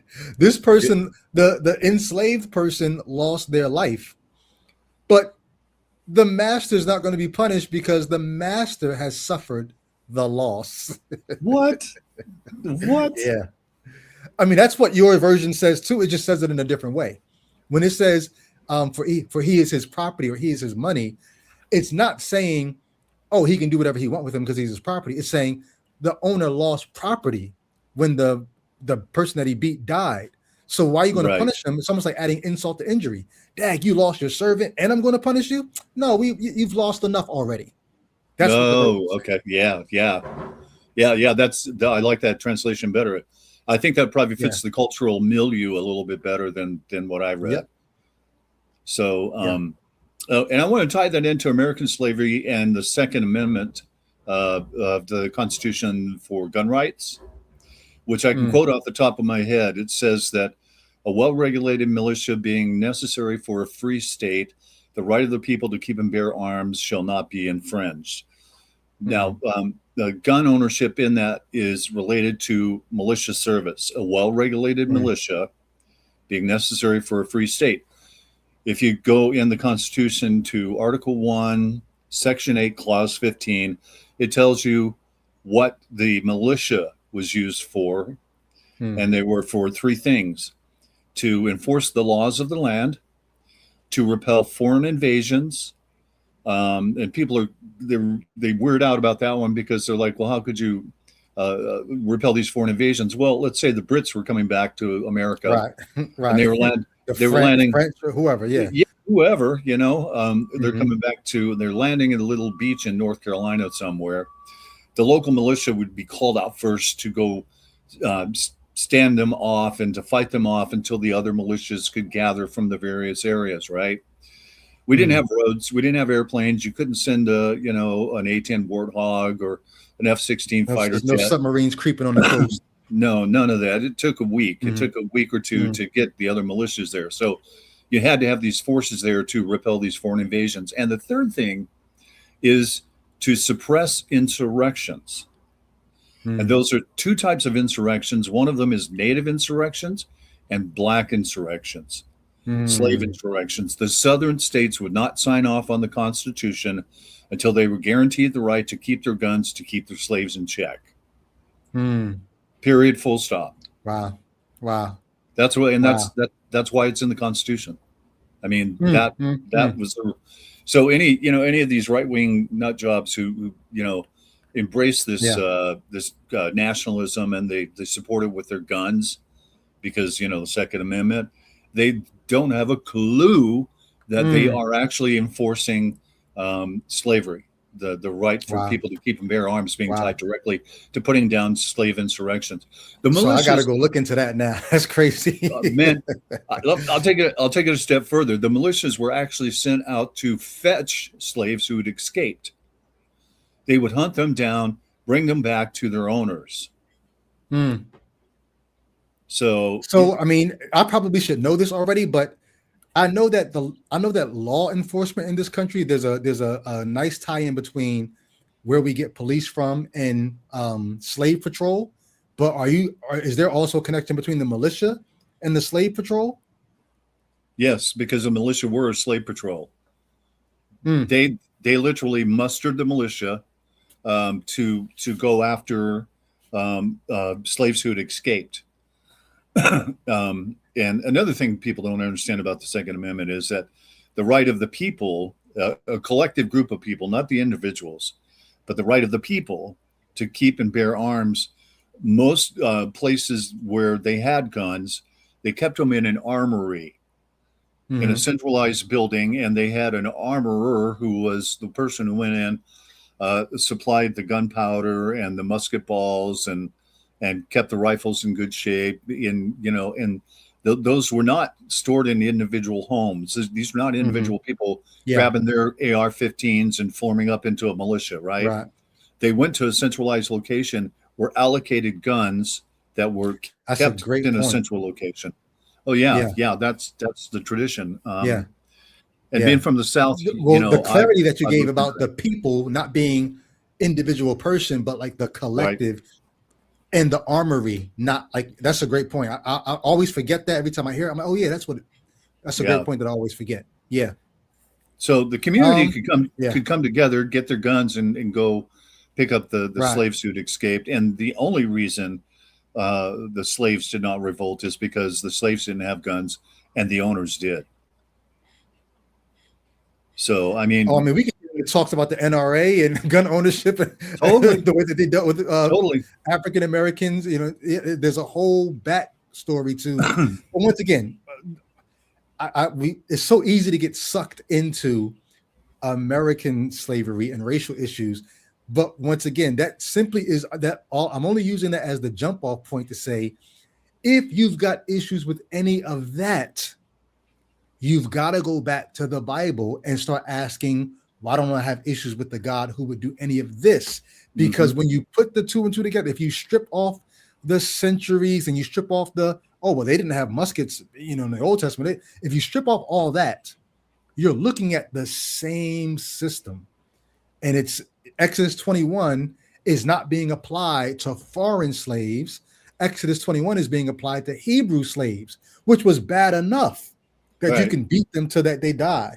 But even that was more gentle and more kind and more humane than what you find in Leviticus 25 and some other Mhm. passages. So Mm. yeah, good stuff. Yeah, Good and stuff. tied to American slavery was the slave Bible. Yep. And I'm just going to read real quick from Wiki here.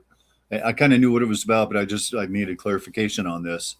The slave Bible was produced in England in the early 19th century for use in the British West Indies. All references to freedom and escape from slavery were removed, while passages Moses. yeah, that was taken out. The Exodus, Mhm. gone.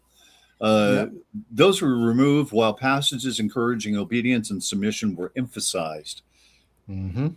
So they were using Yep. religion to fool the slaves into thinking that slavery was okay. Yeah. Yep. Indeed. I tell And you. once again, I'm saving so much of what I want to say because I'm hoping the theist calls in. Not like I'm like, oh, I want to unload my artillery on you. No, Yeah, I yeah. want to have a conversation with a theist, but some of the ideas that you're bringing up is making me want to dive into my grab bag, but I'm trying to hold off. But I appreciate you, man. Thank you for sharing Totally, and brother. being a heart and mind and not just a talking head. Well, I got your back, bro. I got your back. Appreciate you, man. Okay, love you, man. Yep. Give with you. Much love. Peace. Peace. Theists, where you beists? Christians, where you at?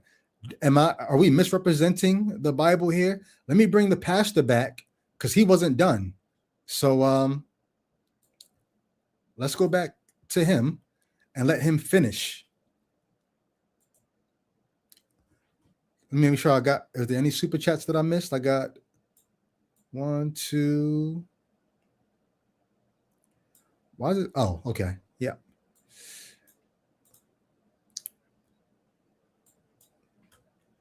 All right, here he goes. Should be able to defend what I just said. Okay? Every Christian should be able to defend it. Big evangelicalism has been getting this wrong for years. Basically, since the advent of Big Eva, they haven't had a good answer for the slavery issue. All right? Christians in America have been led astray on this topic. They've been led to believe things that the Bible doesn't teach. And when we go beyond the Bible, there are dire consequences. So if the Bible does teach slavery is something that God had no issue with at some point in time, the Christian has to say, then it can't be inherently evil, because if it is, how am I okay with God doing inherently evil things? Which means you have to open yourself up to the idea that, oh, then I guess I can't be. I can maybe be mad at the way slavery happened in America, but I can't be mad that slavery happened. And if anybody ever came back and said, hey, you know what? It wasn't so bad. Let's go. I can't say no because it's immoral, because my God is into it. There's somebody out there who's saying no, because Exodus 21, it says 6 years and on the 7th year go free. And it says you can only do this and it can only do that. But one of the things that a lot of Christians don't pay attention to is that Exodus 21, Deuteronomy, 5? I think it is. I'm not sure if it's Deuteronomy 5. Let me check. Deuteronomy 15. I'm sorry. They're talking about Hebrew slaves. It's Hebrew slaves that get set free in the 7th year. And in many of those cases, it's only the Hebrew male who gets set free in the 7th year. In some cases, the Hebrew female is set free in the 7th year as well. But when it comes to the foreign slaves, they don't get set free. They don't get any of those good benefits that you find in Exodus 21. Leviticus 25, that slavery, it specifically says what you can do to the foreign slaves. And then after it tells you what you can do to the foreign slaves, it says, but you shall not treat your Hebrew brothers harshly. What does that mean? That means you can treat the foreign slaves harshly, not these Hebrew ones, not your Hebrew brothers. There is not much difference to what you find in the commands given by Bible God to what you do to foreign slaves. There's not much difference between that and what you see happening in the transatlantic slave trade. And once again, I'm biting my tongue because I would love if you disagree with me. If you think I'm reading the Bible out of context or eisegeting or twisting the scripture or straw manning or any of these other things, look, you have only to call in and set me straight. You might rescue somebody's faith, somebody who's doubting, saying, damn, this is kind of crazy that I'm worshiping a God who was okay. Because let me just read it. I was trying to hold off and wait for the theist, but y'all aren't calling, so I'm going to just read. Leviticus 25. I'm going to start at verse 39. This is supposedly God giving commands to Israel, his people. Verse 39 says, if your brother, another Hebrew, another Israelite, if your brother becomes impoverished with regard to you so that he sells himself to you, you must not subject him to slave service. This is your Hebrew brother. You must not subject him to slave service. He must be with you as a hired worker, as a resident foreigner.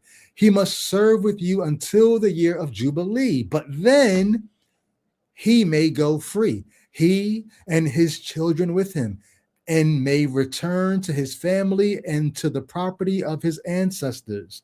Since the Israelites are my servants, whom I bought from the land of Egypt, they must not be sold in a slave sale.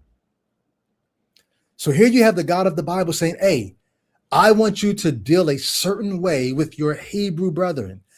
They are my servants and they must not be sold into slave sale. There's something that the God of the Bible does not want to happen to his Hebrew people, his Israelite people.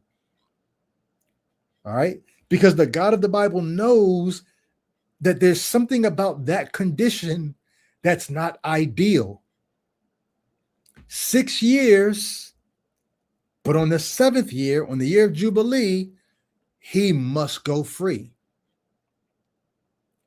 Verse 43 says, you must not rule over them harshly, but you must fear your God. That's how you're supposed to deal with your Hebrew brethren. But look at what verse 44 says. As for your male and female slaves who may belong to you, you may buy male and female slaves from the nations around you. So with your Hebrew brethren, they're not going to be slaves. Treat them like a resident foreigner, like a hired worker. And on the 7th year, they go free. But these other slaves that you may have, buy them from the nations around you. And you may also, verse 45, you may also buy them from the children of the foreigners who reside with you and from their families that are with you, whom they may have fathered in your land. They may become your property. You may give them to your children as an inheritance, to possess them as property. You may enslave them perpetually, forever. Now look at this.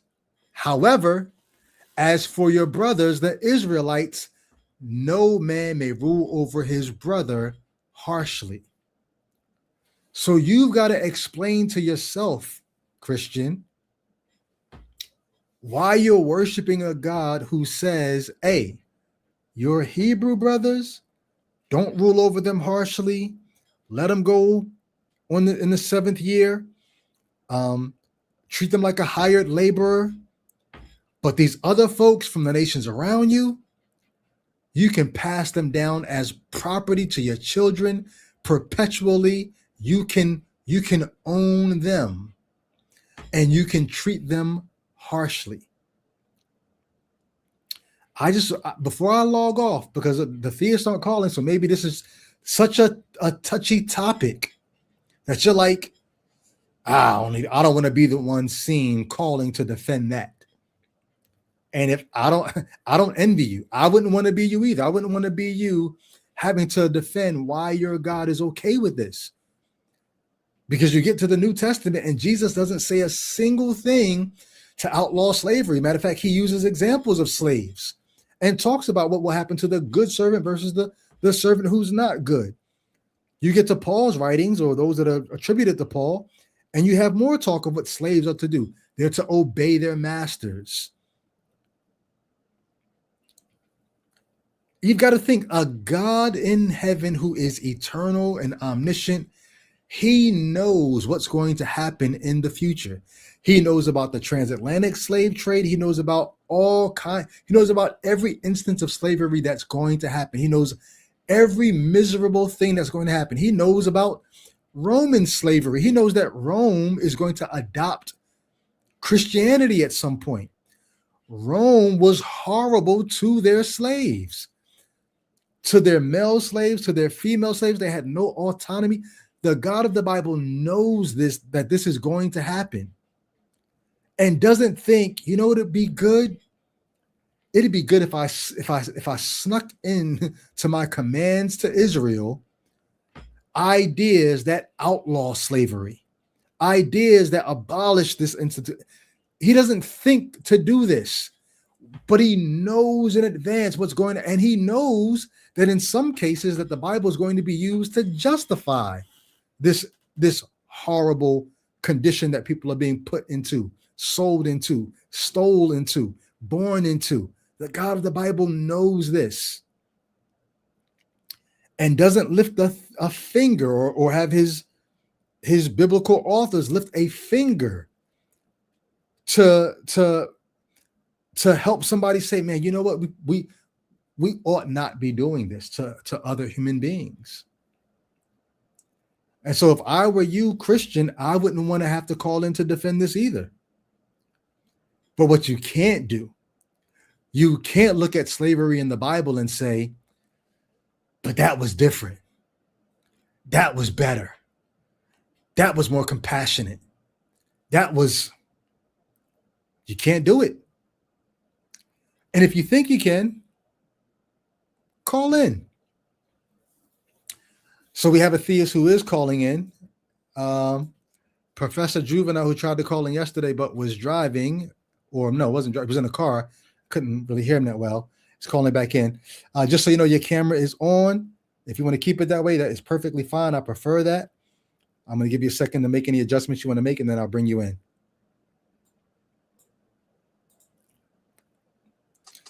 Let me just one Professor second. Juvenile, what's going on? Shut this. Okay. Yep. I'll bring you back in a second. Meanwhile, what I do want to say is, if you get a chance, maybe take a screenshot. I'm going to put this in the chat. When you get a chance, go to TikTok and follow me on TikTok, because once we get the TikTok views up, I can actually start streaming to TikTok, and we'll have a more robust pool of callers. So for now, TikTok is me on TikTok. Hold on, let me check to make sure there's no dashes or anything in there, because I don't even go on TikTok myself. Let me make sure.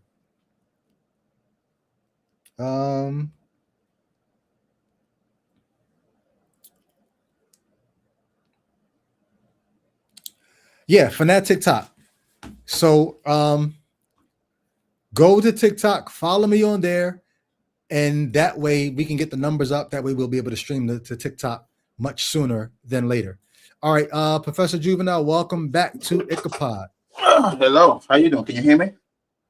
Yes. Doing well. How are you? I'm good. I just was in the car with my mentor. Just finished. Okay. Oh, so here's the deal.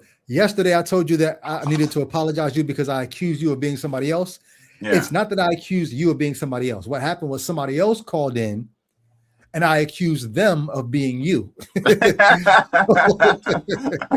Reverse. All right. Yeah. All good. Yeah. But just let people know, for those who don't know, this is your second time that we're actually getting a chance to talk, because yesterday I couldn't hear you. So second time calling in, but where are you at? Are you atheist, theist, agnostic? Where are you at with the God question? theist. Yeah, I believe in God of the Bible, but and not a Christian, like I said yesterday. Right. Not a theist, but you believe in the God of the Bible. And you say you're not a Jesus worshiper, but a Jesus follower. Correct. So he's the example. Did God send Jesus? Yes, he did. Okay. Is Jesus God? No. Okay. Is he the Son of God? Yeah. Correct. Yes, as we all are. So he's not the Son of God in any unique way. Son of God in a unique way. Yeah, well, he was born out of a virgin. That's the only uniqueness of it. Out of the Spirit. Yeah. But same thing with Adam. Okay. Yeah. So Jesus did not pre-exist his human birth. Well, the Jesus in heaven before he was sent down to be born did exist, because the Bible says the first creature of all creation, right?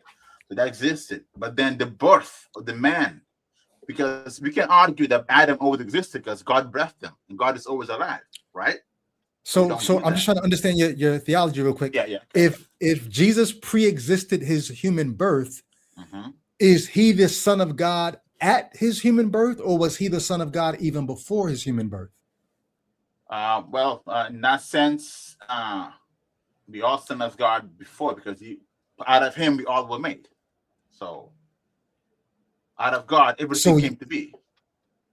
So is he the Son of God before his human birth? Yeah, I would say so. Yeah, because he said. Okay, so the human birth doesn't make him the Son of God then. It does as well. Oh, yeah. I don't see why not.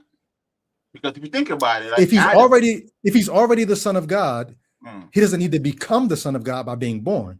Well, that's how we introduced to us. We have to know him as his introduction, Son of God. How would we know what he is if he doesn't tell us what he is? Well, the question is not what we know. I'm just asking you, was he the Son before? And if he was the Son of God before, the birth of him as a human being did not make him the Son of God, because he already was.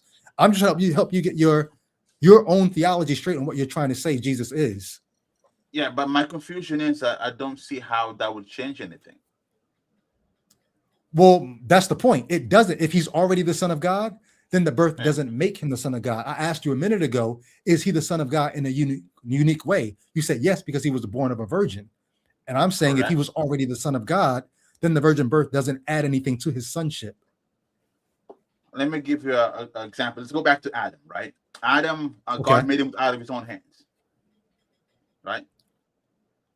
Hold on, let me put my other earbud in, because for some reason I'm having a hard time catching everything you're saying. Give me 1 second. What's going on? Is your headphone? I got you now. No, you're fine. You're fine. Okay. You said, what did you say about Adam? Adam, God made him out of his own hands, with his own hands. Sculpture, make him a body. Genesis 2, right? God formed Adam from the dust of the ground. Okay. Was Adam a son of God then, or after God already breathed the eternal God being in Adam? Which? Well, the Hebrew Bible doesn't call Adam a son of God, as far as I know. I think you don't get Adam being in genealogy of Jesus at the end of it called an Adam son of God. I said the Hebrew Bible, not the New Testament, the Old Testament. The Hebrew Bible doesn't call Adam a son of God. The Hebrew Bible doesn't call Adam the son of God. Then who were the sons of God that had? Who were the sons of God that had sex with females that made giants? Who were those? Those were not Adam. Those were angelic beings. So angelic beings in heaven can become son of God still, a son of God. Well, the Old Testament has a very different theology than what you find in the New Testament. Sons of God in the Old Testament. I'm just asking because you asked me if Jesus was son of God in heaven already. Angels already are. They still are. Doesn't change. If an angel shows up to me today in a body form, he's still son of God, wouldn't it?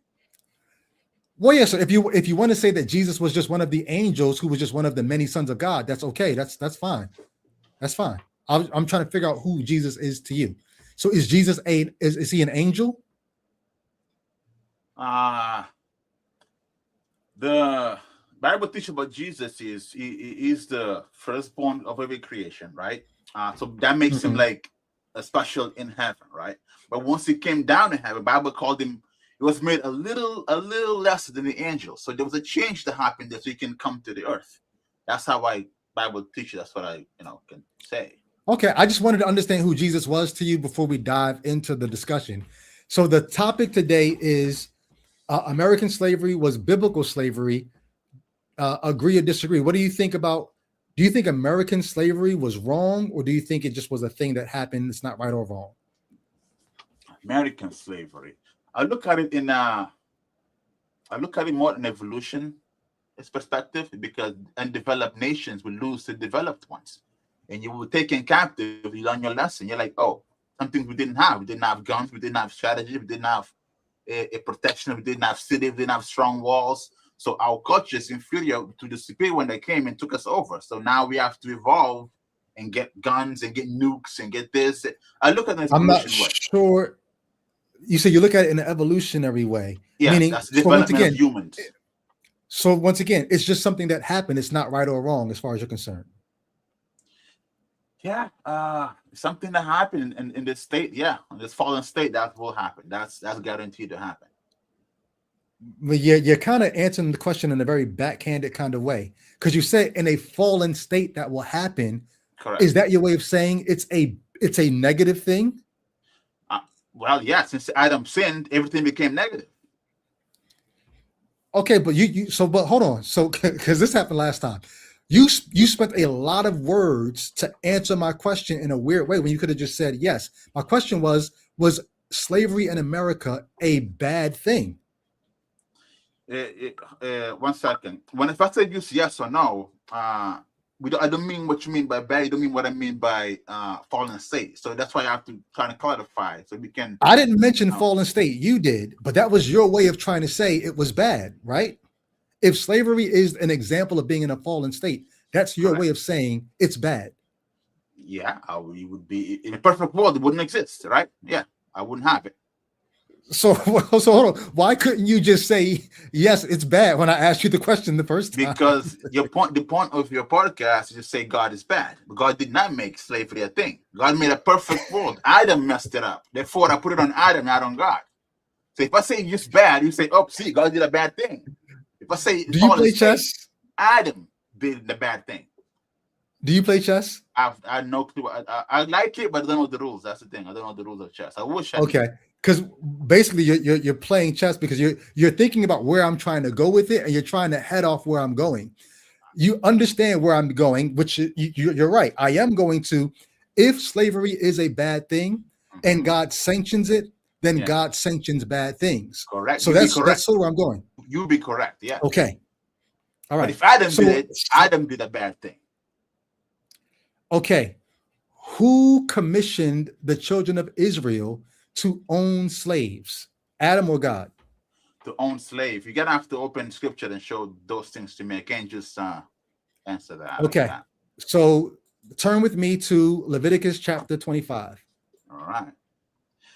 And your point is that's the same slavery of America. They're like, oh, what am I getting here? Here you go trying to play chess again. You said I'm asking you, the same thing as America did it, right? Well, I'm switching gears a little bit because you just said I have to show you in the Bible where God commissioned slavery. Leviticus, so I'm just going to do that first. What you said? 25. 25. 25. Okay. Mm-hmm. Now I'm just going with title of the video. Now Leviticus 25 what? Let's start at. I just read this, y'all, so forgive me for reading it again, but I want to read it with a Christian, or not a Christian, a Jesus follower. There you go. There you go. A Bible believing Jesus follower. Oh, no, I'm sorry, because I didn't ask you this. You do believe the Bible is God's word, right? Or no? Yes, I do. Okay, cool. I just want to make sure we were on the same page with that. Let's start at verse 39. 39. You want to read it or you want me to read it?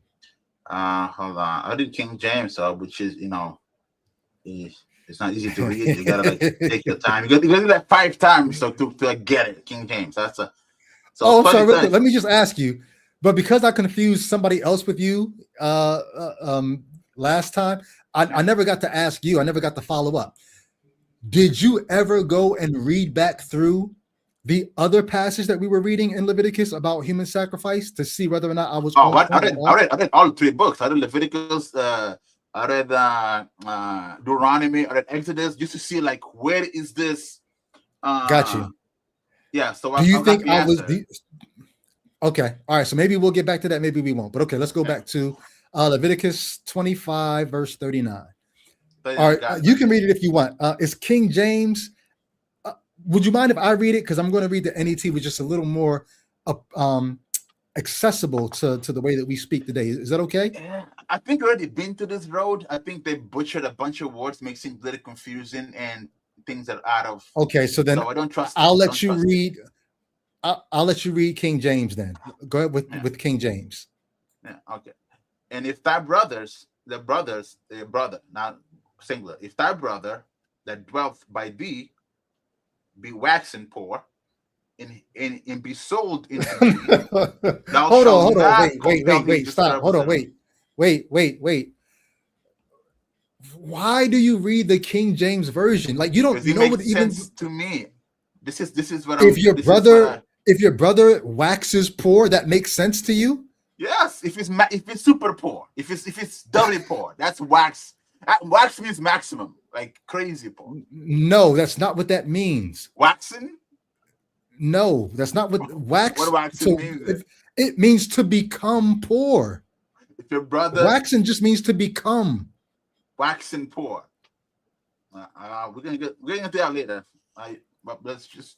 I'll accept It's a it. I'm not gonna terrible argue. version of the Bible to be reading in We can get to that later 2026. if you like. But waxing always. Well, only reason why I'm saying that is because this is not just you and me talking. There's a whole world of people who are watching this now, and many more who are going to watch it afterwards. And if I'm sitting here reading King James with you, there's a bunch of people saying, "I don't know what the hell that even means." Hey, I did my. Primarily as a meaning. So here's what I'm going to do. Like you can read along in King James. I'm going to read it in the NET. Okay. If you understand King James, that's fine. I'm going to read in the NET. Okay, yeah, All that right. makes sense. Verse- So that's for both types. yeah. Yeah. Yep. Okay.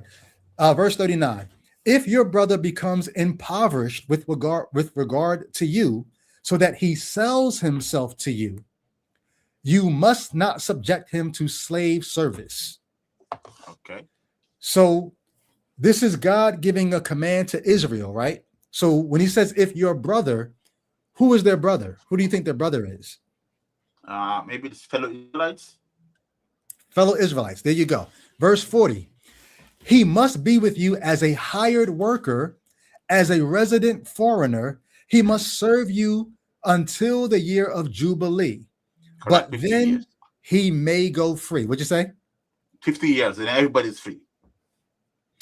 Well, 50th year is the year of Jubilee. Yes, but technically for the Hebrews, if you go back to Exodus 21, there's another kind of Jubilee where 6 years you could be in debt service to somebody, and the 7th year they go free. That is a type of Jubilee as well. So Yeah, it could be yeah. the 50th year, it could be the 7th year. Yeah, there are many of Either those. way- Correct, yes. Yeah, either way, there's a period that he's going to serve and then go free. Verse 41. Can I stop you just for a second? Just for a second. Yes. Just reading that alone, that already contradicts American slavery. Because that 7 Doesn't years, you're not gonna go free in American slavery. 400 Exactly. years, then Whether- you're free. Right. So whether it be the 7th year or the 50th year, this is already different than what you see in American slavery. Amen. Yeah. Right. Ah. Okay. Let's keep reading, because remember, this is telling them how to deal with their fellow Hebrews. Correct. All right. Verse 41. Then he may go free. He and his children with him. He may return to his family and to the property of his ancestors. Verse 42, since the Israelites are my servants with whom I bought out of, since the Israelites are my servants whom I bought out from the land of Egypt, they must not be sold in a slave sale. You must not rule over them harshly, but you must fear the Lord. Okay. So that's way different than American slavery. Agree? Yeah. As a burden to themselves. Right. Now let's Yeah. keep reading. Verse 44. As for your male and female slaves who may belong to you or who you may have, depending on the version you're reading, you may buy male and female slaves from the nations around you. Verse 45. also you may buy slaves from the children of the foreigners who reside with you, and from their families that are with you, whom they have fathered in your land. Now look at this. They may become your property. You may, I think your version might say bequeath, or you may give them as an inheritance to your children after you to possess as property. You may enslave them. Your version probably says forever. Mine says perpetually. However, as for your brothers, the Israelites, no man may rule over his brother harshly. Now, here's something you might know about slavery in America. There were not just black slaves in America. There were whites. There were Europeans who were brought over as indentured servants as well. Sometimes they were kidnapped. Sometimes they sold themselves, whatever. But they came and they signed a contract. But guess what? After a certain amount of time, the enslaved or the indentured white servants, they got to go free in America. Guess what? The black slaves in America, they never got to go free. So the question for you is American slavery much different than what we just read, not in verses 39 to 43, but in verses 44 to 46? All right. Now, hold on. Let me go to a scripture here. 1 second.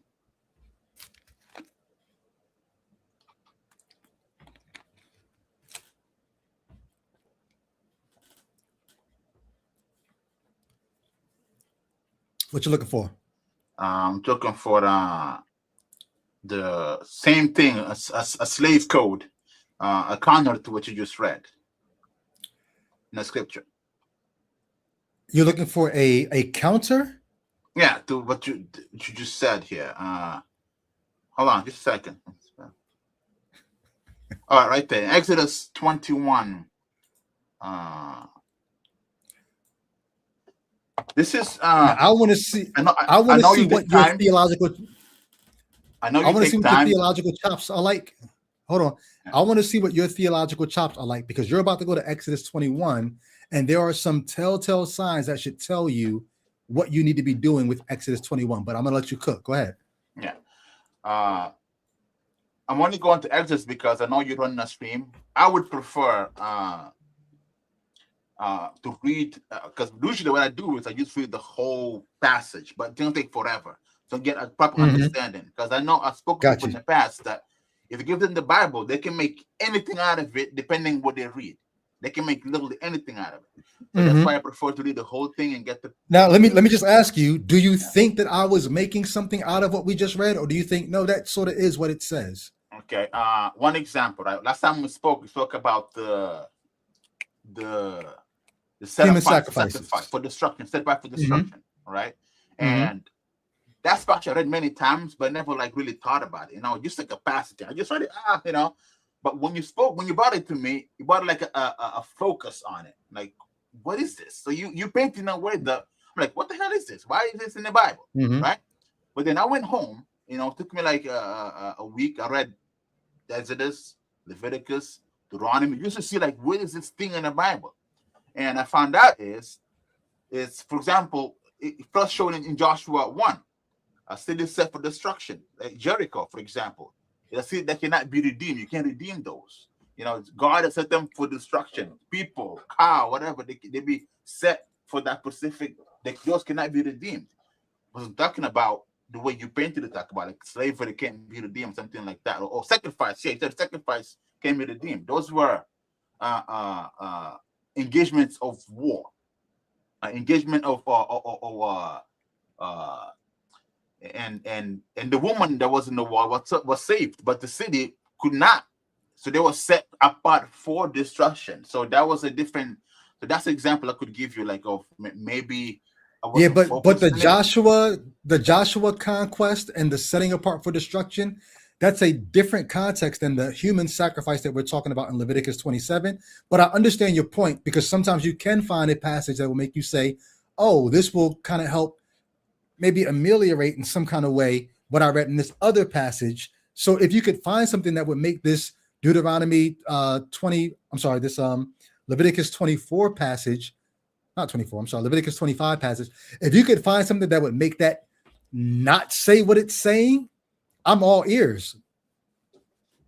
That's And if why you think Exodus 21 does that, let's see. yeah, that's the question I'm gonna bring to you because I remember reading this because I don't read Bible to memorize it. I just read it so much that words just pop up in my head when I need it, and I just pop Gotcha. up. I'm like, okay, maybe just.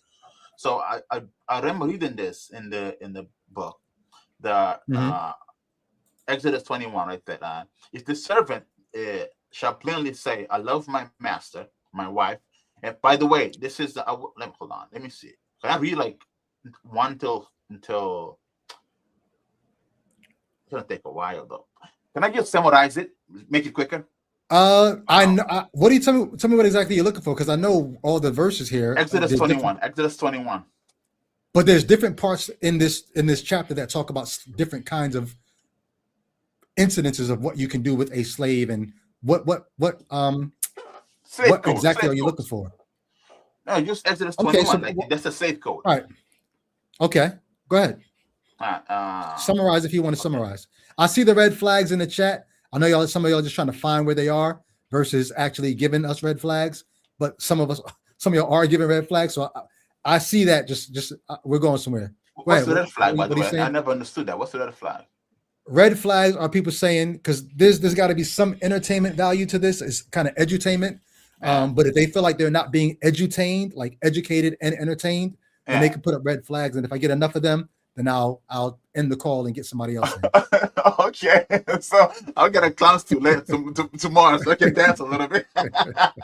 All right, but this is God stuff. You know, I think it's pretty serious. I don't know if people here listen to Bible and entertainment. I don't understand that, but okay. This is, to me, that's soul matter. You know, your life and death, hell and heaven. So it's serious. But if you want to be entertained by it, for many of us, we're off that. It's not that for us anymore. yeah, maybe I'm in a different. It's life and death for channel us. So it's life and death for us in the sense that we have to live in the world with Christians who are still trying to live out these passages. And so that's why it's life and death for us. We're trying to get people off of this nonsense. And so that's why we care, but we still don't take it as serious. So, but go ahead. You wanted to summarize. Jesus already did that. We didn't have to go to. We're not on the old law anymore. So I don't see how this applies to the New Testament. That's what I'm under. That's what I understood. Bible. Well, no. Here's how it applies. Because if you worship a God that you believe is good, but you don't think owning people perpetually forever and passing them down as property and treating them harshly, if you don't think that's good, but you worship a God who commands that, that's a problem. If I don't think it's good and I worship God that does that, that's a problem. There's a lot to unpack there, but let's not get distracted. There's a lot to. We'll I come wish I back to could that. talk to you off stream, just me and you, so this entertainment thing doesn't apply. But let's make them laugh. Right? If you follow me on Facebook, message me on Facebook. We can set one of these up off camera one time. That's fine. But you were going to summarize Exodus 21.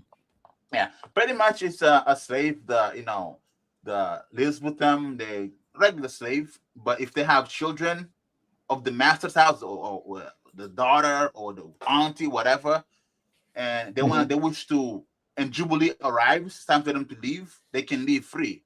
If they marry a woman, like if they're already married, they got to get the families with them. But if they married somebody in the house, for example, a auntie or a daughter of the master, he leaves alone without those people, and the child stay too.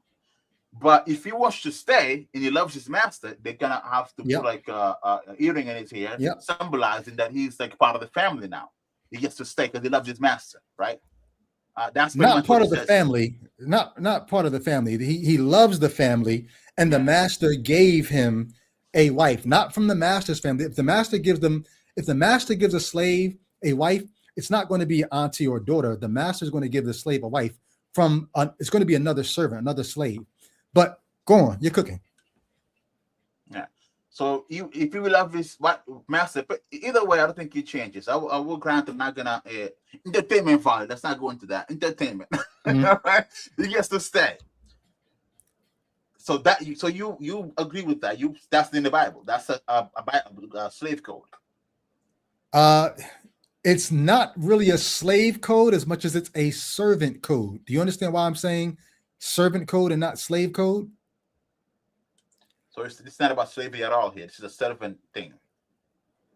Here's how you know it's not about slavery, because just like we read in Leviticus 25, there's a key phrase that tells you this is not about slavery. Look at Exodus 21, verse 2. How does verse 2 start? He by a Hebrew servant. A Hebrew service. Everything you're going to read in Exodus 21 is about Hebrew slaves, not slaves you get from the nations around you. And this is why I said earlier on in the program that even though America's slavery was race-based, this slavery in the Bible is also ethnicity-based.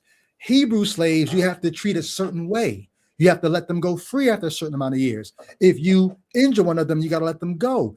All these stipulations. But the slaves you get from the other nations, other ethnicities, they don't get any of this kind treatment.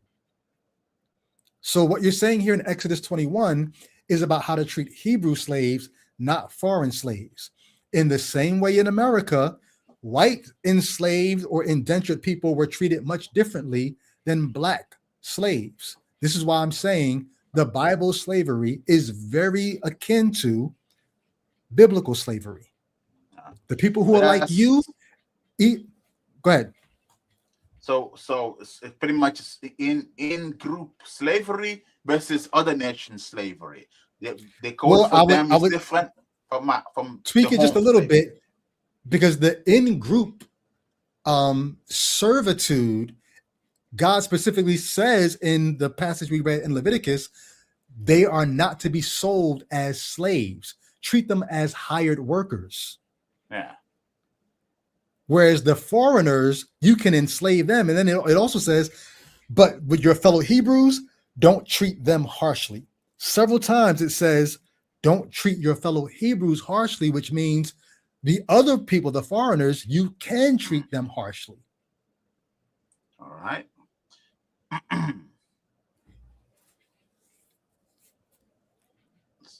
Okay. Now let's go back to the other question I asked you, because you said anything bad in the world, that's Adam's fault, not God.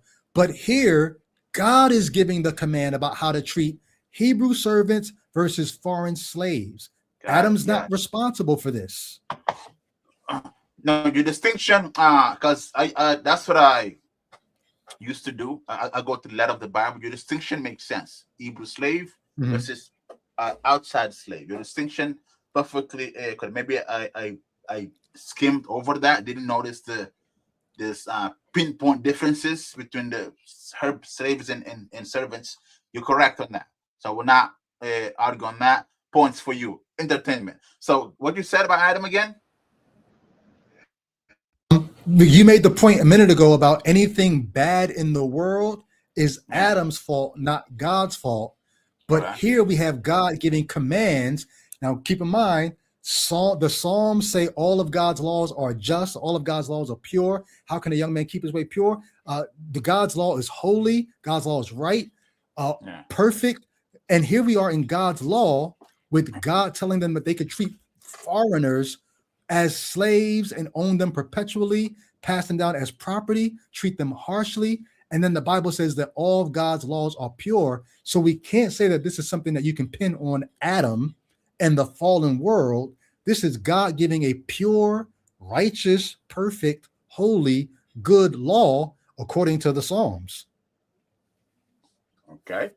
The question is this law pure, holy, just, good to you? Well, me in that time, I would have been the outside slave, not the inside slave. But yeah, so think about that. hold on though. But the God of the Hebrews was the God of the Hebrews, not the God of at the time. It wasn't God of everybody. It was the God of the Hebrews, their protector, their shield, their whatever. So he was on their side against everybody else. Remember that every other nation had their own gods, and God didn't like that. God says, but here's the thing. Them. Let's see who the Professor Juvenal, think about this. Because you were an outside and not an inside, That Yeah. means the God of the Hebrews would have told them it was okay for them to own you perpetually and pass you down as property to their children. Remember, I mentioned when you said if the Europeans enslaving the Africans was a good thing, and I said that's an evolution thing to show Mhm. you like who nation is inferior, superior. Same thing Mhm. here. But back then it was a mythology. There was king. Mythology was king. Zeus, this and that, and it's Athena, all that kind of stuff. Every nation had their own gods, the Egyptians included. Mhm. God says, I'm gonna show them who the real God is. So it's you guys, my team, versus everybody else. So go ahead, wreck them, and eventually they will come. You're supposed to be a light of the world. I'm gonna put you in the middle here in this country, and you're gonna spread out and show them who the real God is. It's me versus them. As long as you obey me, I'll be for you. You disobey me, I'm gonna let them get you. So it was a way of God showing his power and his influence, and keeping it is in check for not mixing with the other guys. So slavery is good then. In that form, yep, I would say it was. That's all I wanted.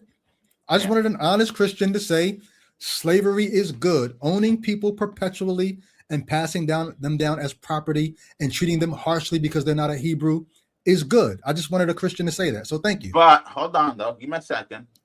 You can convert to that. You can convert to the real God. You can become part of that group. That was the whole point of this. What do you mean? Wow! What? Are you joking? Listen, bro. You said it. We're just here to hear what Christians have to say about the God of the Bible. You in America. You are sitting in your room, lights showing. I'm here to my beach house. Everybody hanging out. Why? Because you have a military that shows you're superior to the rest of the world. We can go over there and we do what we do with them, and we'll be able to live free. If they want, they can travel here and become American and also be under that protection. That's the same principle God was using. Remember, those people that were enslaved, they were killing children. They were screwing animals. Professor Juvenile. They were doing everything under the sun that was bad. And God says, I'm gonna go against them and take it. That's in Scripture. I don't see a problem with that. Even the Africans, I'm African. We know you don't see a problem with it. We know you don't see a problem with it. The question is, what if somebody today were to say, hey, you know what? Professor Juvenile says slavery is not a bad thing. God can, because he's so powerful, God can show his power by allowing us to go and make slaves of other nations and treat them harshly. And just like you said, the purpose was for God to show the other nations who's more powerful, so that the people will convert. Yes, correct. Right? Who's the real God and who will convert? Then why don't we just go enslave every nation, make them our slaves, treat them harshly, like Leviticus says we can if we're God's people, and then tell them, hey, if you want out of this harsh treatment, just convert to Christianity. Why don't we do that? Christianity, I don't agree with Christianity, but I'll say Christianity to convert to holiness. Or holiness, yeah. That's my we go and we enslave everybody. We treat them harshly. We let them know that they're going to be perpetual slaves. Them and their children will pass them down. But if they convert to our holiness religion, correct, then they won't have to be slaves so much anymore. Why don't we just do that? Now they become the head, not the tail. That sound like a good plan to you? That sounds like a good plan. When the planet fell, everybody, Tower of Babel, right? The language was split. There was confusion. Nobody understood each other. Everyone went to their own corners. If they catch you, they do the same thing to you. If they catch you, they do the same thing to you. The Israelites, before they was doing this, remember, they were slaves in Egypt because they did not have the true God on their side. Right? They were slaves themselves. They treated harshly for 400 years. And they cried to their God, they plead to their God until Moses come, I will be your champion. Does it bother you that God says, Israel, you all were my servants, so don't treat your fellow Hebrews harshly anymore because I freed y'all from Egypt, but then says you can treat other people harshly? Does that bother you? Does it bother you that if you punch me, as an American, you would go to jail. But if I give you a gun and send you to the Middle East to shoot somebody in the head, you'd be fine. Does that bother you?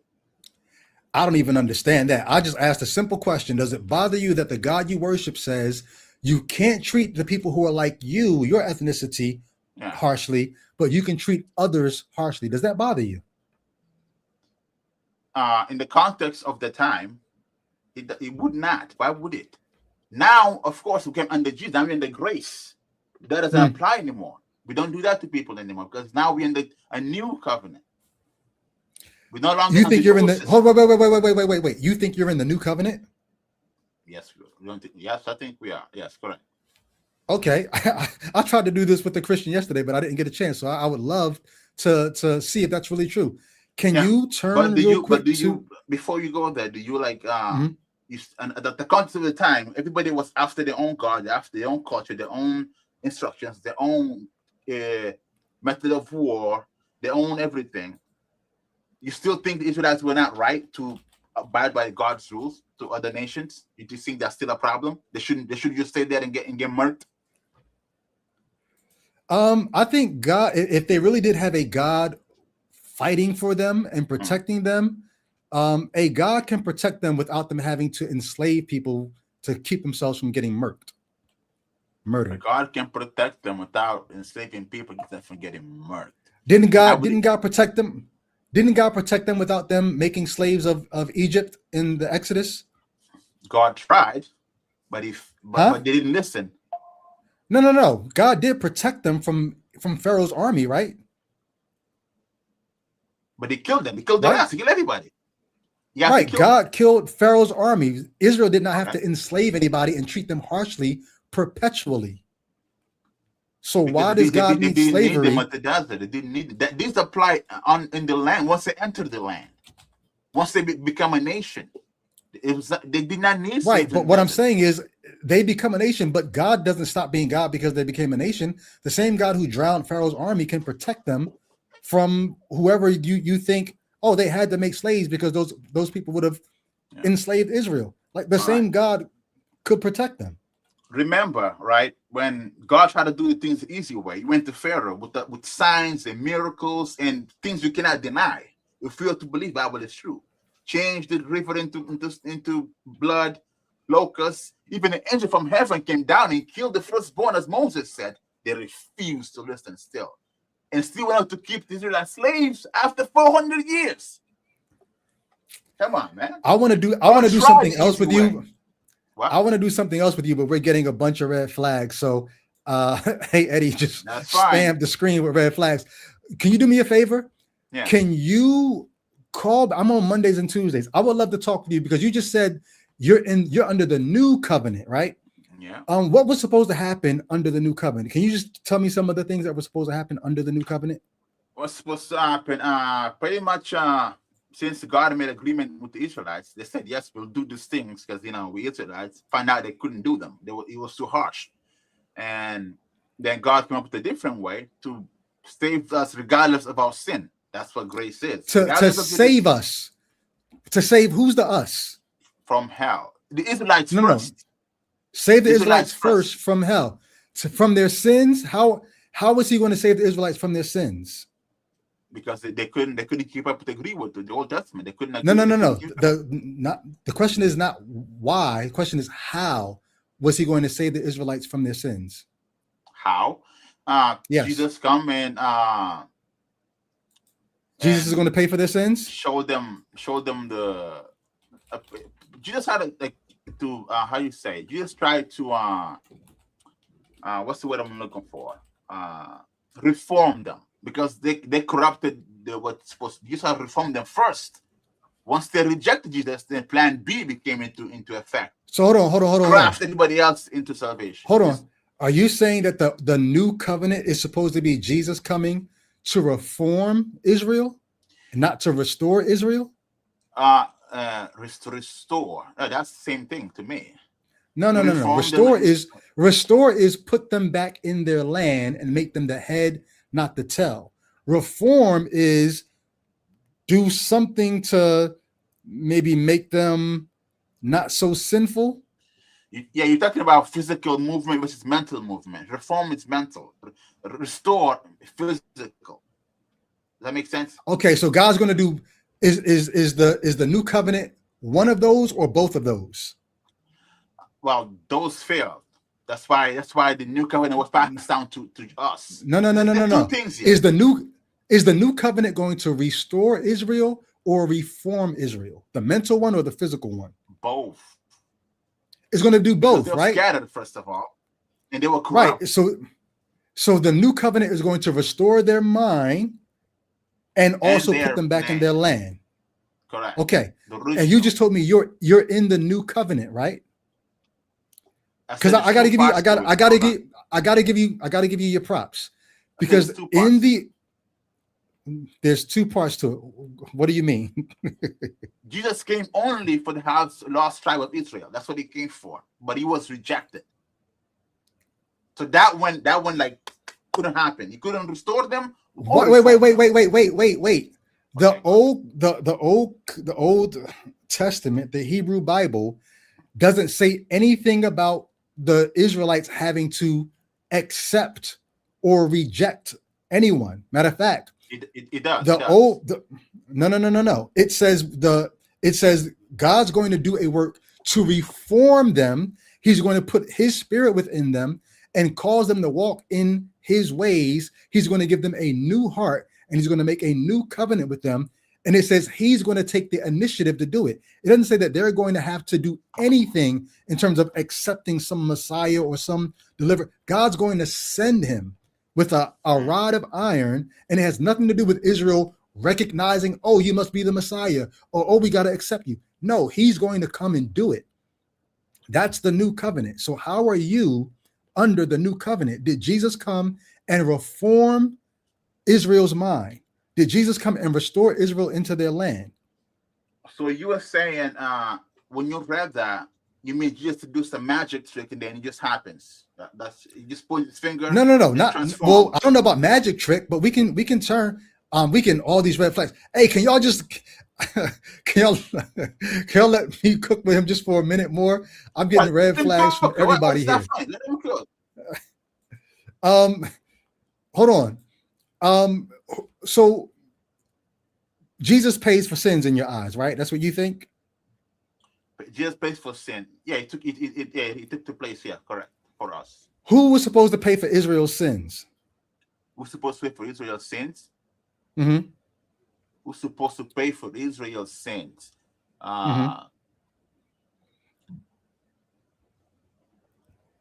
When Paul said law is good if it's done lawfully, and it's not that Jesus didn't come to abolish the law, but to fulfill it, right? The plan God had with the Israelites, like I said, it was something teaching. You're saying a lot of words. I just need you to answer the question. Yeah. Who was supposed to pay for Israel's sins? Was supposed to pay for their sins themselves. They agree with the Old Testament. Okay, so Israel pays for their own sins, right? Correct. So then what does Jesus do? What did Jesus do? Mhm. Well, once they paid for that sin, because they were enslaved for 400 years after they disobeyed, God punished them. Mhm. Right? God, that's the agreement. You do bad, I'm gonna punish you. You do good, I'm gonna bless you. Right. And hold on. And did they pay for their sins? According to Isaiah, no, according to Daniel, Yes. they did. According to Daniel, they did. So they paid for their sins according to Isaiah, right?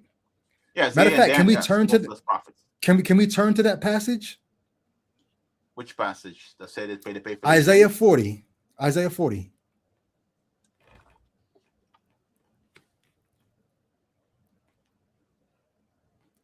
Because something very interesting happens in Isaiah 40. Okay, I'm there. All right, I'm going to read verses 1 to 4. Okay. All right.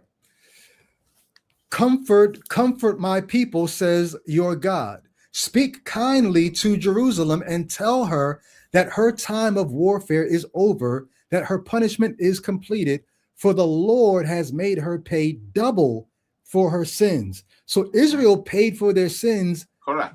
doubly, not just one, doubly. Now check this That's out. the agreement. That's the agreement. Now check this out. After Israel pays for their sins doubly, look what you see in verse 3.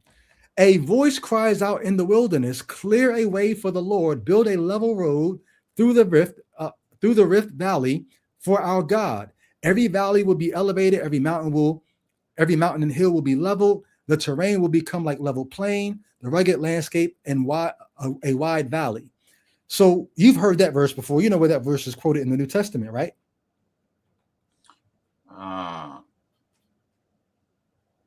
That's John the Baptist. John the Baptist. Now, here's the interesting thing that I would like you to think about, because you're saying you're in the new covenant, right? Mm-hmm. But here in Isaiah 40, God says Israel has paid for her sins. And once she's paid for her sins, now God says, hey, clear a way for the Lord, because God's going to usher her back into her land. Jesus comes on the scene. John the Baptist is supposed to be the fulfillment of this verse, but this verse is supposed to be the entrance of Israel going back into their land with a new covenant. Okay. Can I explain something? Oh, please. There's nothing wrong with what you read. It's all fine. John the Baptist was to come and prepare the way of the Lord, right? That's his function. After that, Jesus is supposed to come in and do the reforming of the mind before the restoration of the house. Was to reform the mind. When Jesus died, right? Peter, and the disciples were in the house. They were filled with the Holy Spirit. They went out and spoke with the people. And people, some received, some did not. Some called them drunks. That's Jesus supposed to be. If they listen alone, this prophecy would fulfill. But since they refused to listen, the plan B was introduced. Where in this prophecy in Isaiah 40 do you see anything that has to do with them being receptive to a Messiah? It's in Exodus. It's in Exodus, or maybe Moses told them, one like me shall come. To him you shall listen and do everything that he told you to do. But I know you are stiff-necked. You're not going to listen to him. Therefore, you'll be kicked out of your lands once more. Moses said this already. Moses says, Jesus will come. Listen to him, but you will not. No. I need to go back and check, but I think you have it backwards, because it's not God's going to send you a deliverer and then you have to listen to him. It's after you don't listen, you're going to go into bondage. And then after that, God's going to send you a deliverer. No, that's not what Moses said to them. Before he died, he left one last speech. He said, one like me shall come. To him you shall listen to everything. But I know you guys, you're not going to listen to him. You're not going to do what he say, and you'll be kicked out of the land eventually. One like me was put in front to Jesus, but Jesus came after the Babylonian capture. So you can't use that. Jesus came after Babylon captured Israel. So who was that one like Moses? Was that Jesus? What the hell is that? I don't know. Hold on.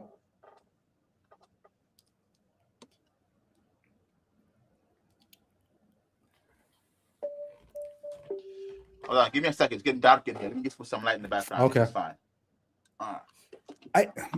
Hold on.